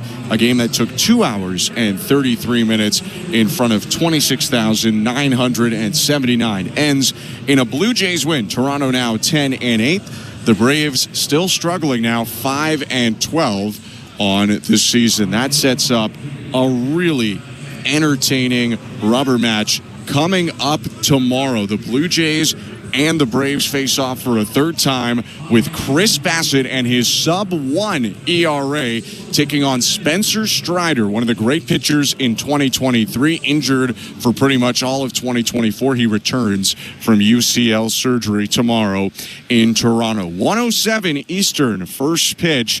We hope you can join us then. For our technical directors, Austin Mackey and Tom Young, our host and producer, Show Ali, my partner, Chris LaRue, I'm Ben Schulman. Thanks so much for tuning in tonight. Stick around. It's a winning edition of Blue Jays Talk with Jeff Blair. It starts right now.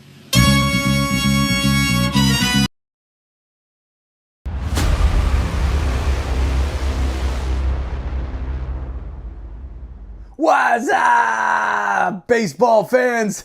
It's an interleague matchup today. The Toronto Blue Jays host the Atlanta Braves at the Sky Dome. Thank you for hanging out with us for the Toronto Blue Jays matchup. Go Jays, go! It's going to be a great game, and we are so thankful that you chose to hang out here on Toronto Sports Insider.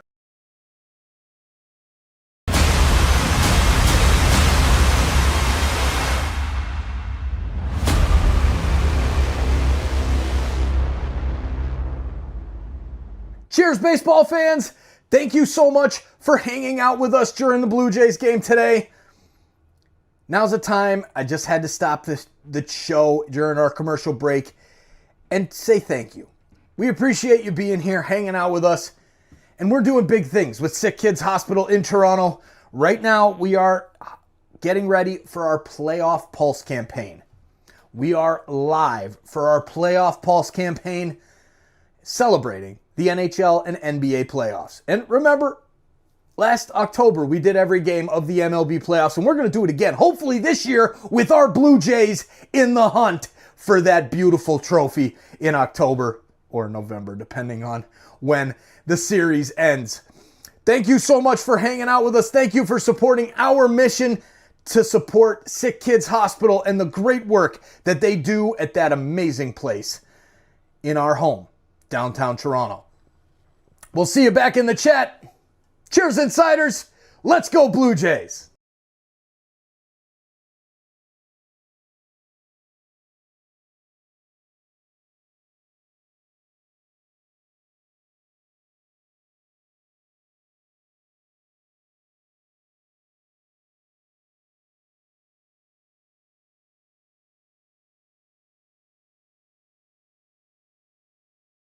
0.8 chase rate, 5th best in the majors. And the Blue Jays put up a lot of good at-bats. A lot of good at-bats against Spencer Schwellenbach. And I want to make a particular mention of Miles Straw leading off the 5th inning, the telltale 5th inning where the Jays scored 5 runs. Miles Straw working a 9-pitch at-bat to lead things off, getting a single. Then Alan Roden stepping up, getting his first career home run, 397 feet, 106 miles an hour off the bat. That put the Jays in front. And then the big boys strung something together. Bo Bichette, double. Vladdy, walk. His second of 2 walks on the night. Again, against a very good pitcher. And then Anthony Santander steps up and crushes the Jays' first 3-run home run of the season. That's right, folks. It's their first 3-run home run of the season. Up to this point, the Jays had hit 7 solo home runs and 3 2-run home runs. And again, Kevin Gausman, the bullpen, doing the job. The Jays hanging on. Well, not hanging on. The Jays coming away with a 6-3 win. 416-870-0590, star 590, 1-888-666-0590 are the numbers to call. You can text us, 590-590. Standard message and data rates apply. So, the question, as we contemplate a game that I said looks very much the way I think a lot of us expected Blue Jays games to look more often than not this year. You've seen Anthony Santander now with extra base hits in 4 consecutive games. We've talked about Bo. Bo is hitting the ball, seeing the ball well. Bo rebounded from probably his worst game of the year yesterday, getting a double in this game. I mean, we're still waiting for Bo to hit that home run. And, of course, we're still waiting for Vladdy to hit that home run. But it just felt a little different tonight, didn't it? You saw Vladdy at the plate a couple of times. Just looked to me, I mean, my friend Mr. Barker talks about looking hitterish. Not just in how you're swinging the bat, but how you're taking pitches. You just got the sense, at least I did anyhow, watching the game, just got the sense that Vladdy looked a little more relaxed, a little more composed than we've seen him this year. And we know that he signed that 14-year extension yesterday. Perhaps we spent a lot of time wondering whether or not that contract was going to be a distraction, and perhaps we needed to, never mind whether or not the contract was going to be a distraction for his teammates, because I don't think it was, but was it a distraction for him? Was it weighing on his mind? I've got to think, human nature being what it is, I've got to think that for Vladdy, it wasn't the easiest past couple of weeks. I mean, look, he's going to make money. He knew he was going to make money. His family has made money. I mean, believe me, the Guerrero family is not, Vladdy Sr. made a ton of money in his career. So they're fine. They're well off. But I just think, if you know that you are, or you have a sense that you are close to signing, just think about it. You're close to signing a contract that will be one of the biggest contracts in baseball history. It has to weigh on you in some way, doesn't it? Whether it's frustration or anxiousness, just get it done. Why isn't it getting done? Whatever emotion, whatever feeling you want to conjure up, it had to have played some sort of role. 416-870-0590, star 590, 1-888-666-0590. Ian in Brampton, you're on Blue Jays Talk. What's up, Ian? Mr. Blair, listen to you every day. I appreciate everything you guys do with Mr. Barker. Thank you. I just wanted to bring up a question. They said with Ohtani signing, in regards to whichever team he signed to, he would bring $25 million to that team every year. Mm-hmm. with regards to Vladdy, how much do you think he would bring to the team every year in regards to sponsorship and, I guess, concessions and other types of revenue to the team? Yeah, I appreciate the call. I mean, here's the thing with Vladdy. At least last year, and as far as I know this year, his jersey sales were not among the top 15, I don't believe, in baseball. If we're using that as some sort of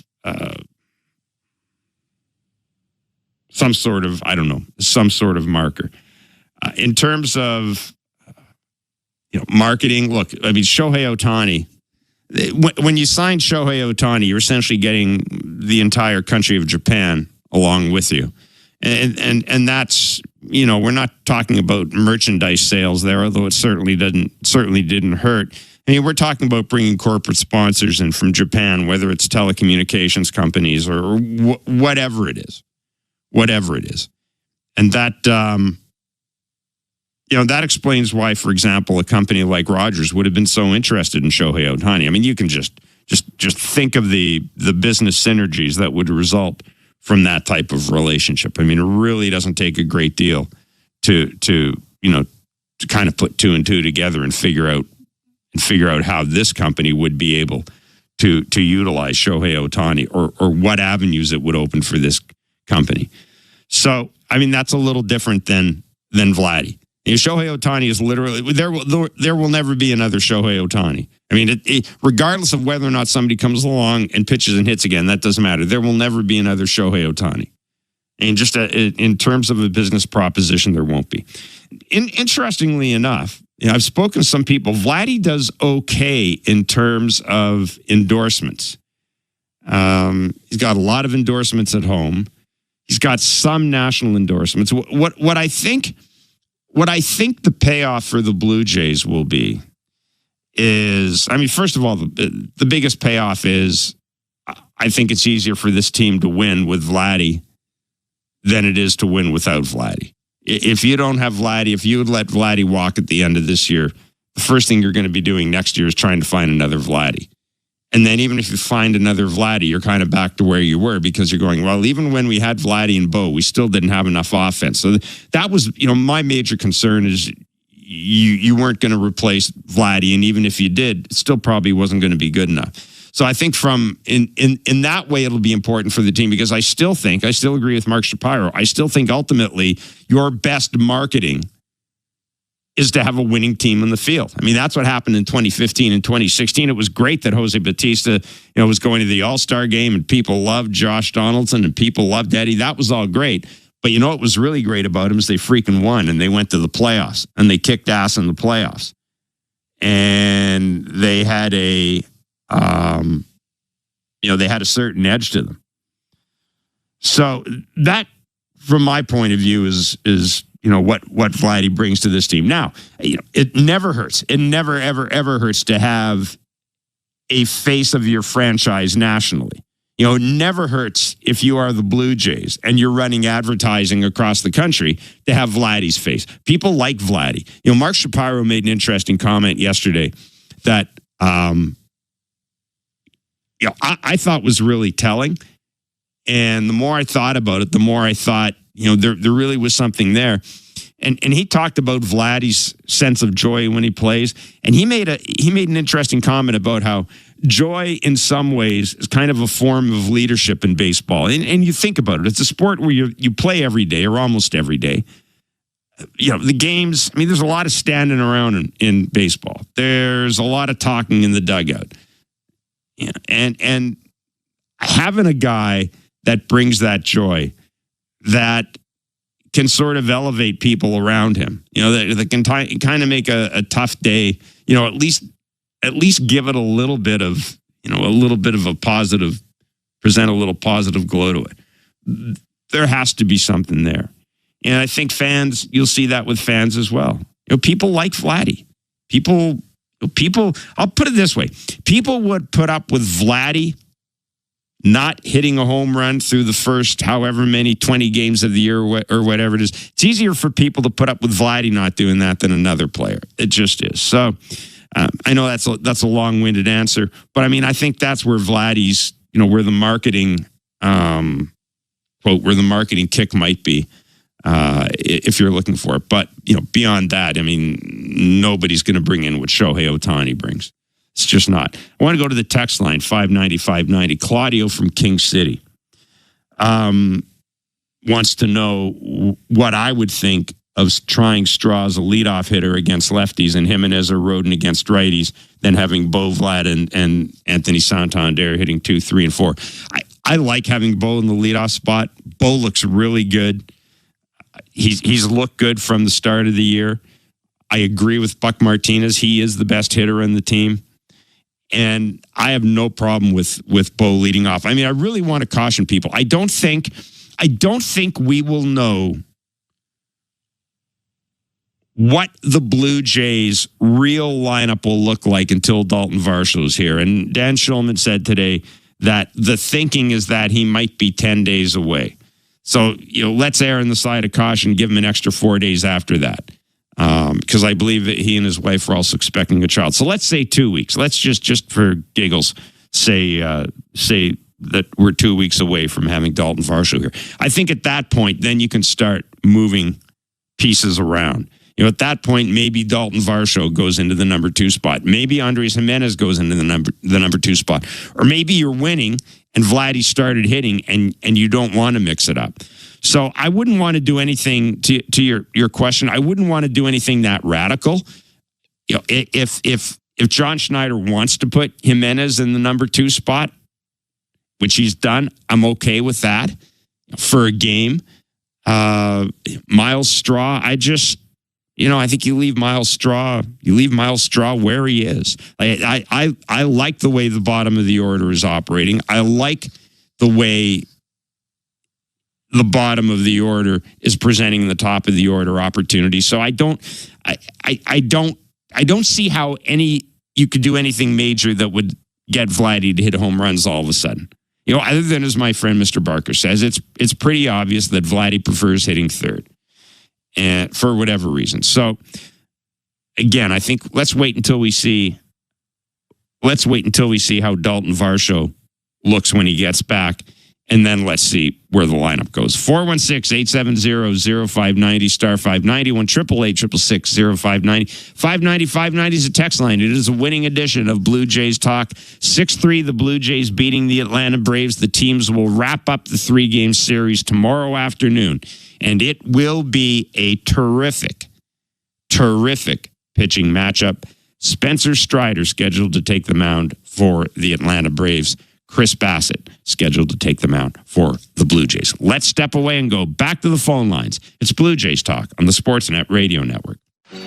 Knock all your summer projects out of the park with Home Hardware, the official home improvement retailer of the Toronto Blue Jays and your DIY partner in making your dream home a reality. From gardens to garages, back decks to front doors, refreshes and renos, we're here to help you cover all your bases and make every summer project a home run. Visit any of our 1,000+ home hardware and building center locations where we're proud to be locally owned and genuinely Canadian. If you're looking for a fun day, did you know the day before Monday? Junior J Sunday. You can paint your face, come and meet Ace and run base to base. On Junior J Sunday. So many things to do. You could bring your crew and even mom and dad too. Junior J Sunday. Lights up, let's go to Junior J Sundays. It's family fun throughout the ballpark with games and activities that your squad will never forget. Feeling the song, grab your dad or mom, visit BlueJays.com. Junior J Sunday. Gary, do you ever wonder why we fly north every year? Obviously, it's because of Armstrong bird food. I thought it was because of the weather or migration or something. Oh, Steve, you need to spread those wings and open your eyes, partner. Truth is, it's the seeds, the nuts, the berries, the good stuff. Armstrong's got it all. So all this time, you've been chasing snacks? Bingo! You think I'd flap these wings thousands of miles for anything else? Armstrong, Canada's premier bird food. The reason birds fly north. Find Armstrong at Canadian Tire, Home Hardware, and other fine retailers. Or learn more at armstrongbirdfood.com. The countdown is on. Are you ready? For the Stanley Cup playoffs on Sportsnet. Strap yourselves in for the best ride in sports. Feel the intensity rise. It's time to turn things up a notch. Be here for all the drama, where one shot, one save, one moment can decide everything. See who will raise hockey's ultimate prize. Let's get this thing going. 16 teams, one champion. The Stanley Cup playoffs begin Saturday on Sportsnet. Here for the Cup. At Crown Rust Control Center, protection runs deep because every Crown Rust Control Center is owned by a local family who cares beyond business. Your Crown Rust Control Center is 100% committed to their product, to you, to their community, which is your community. Protecting you and what matters to you is equally important as protecting your vehicle. Did you know spring's the best time of year to protect your vehicle from rust? For a special spring offer, find your local family-owned Crown Rust Control Center at crown.com. Of all the things that Timber Mart can lend a hand to build, community ranks among the most important. And with the Timber Mart Local Leaders Initiative, we strive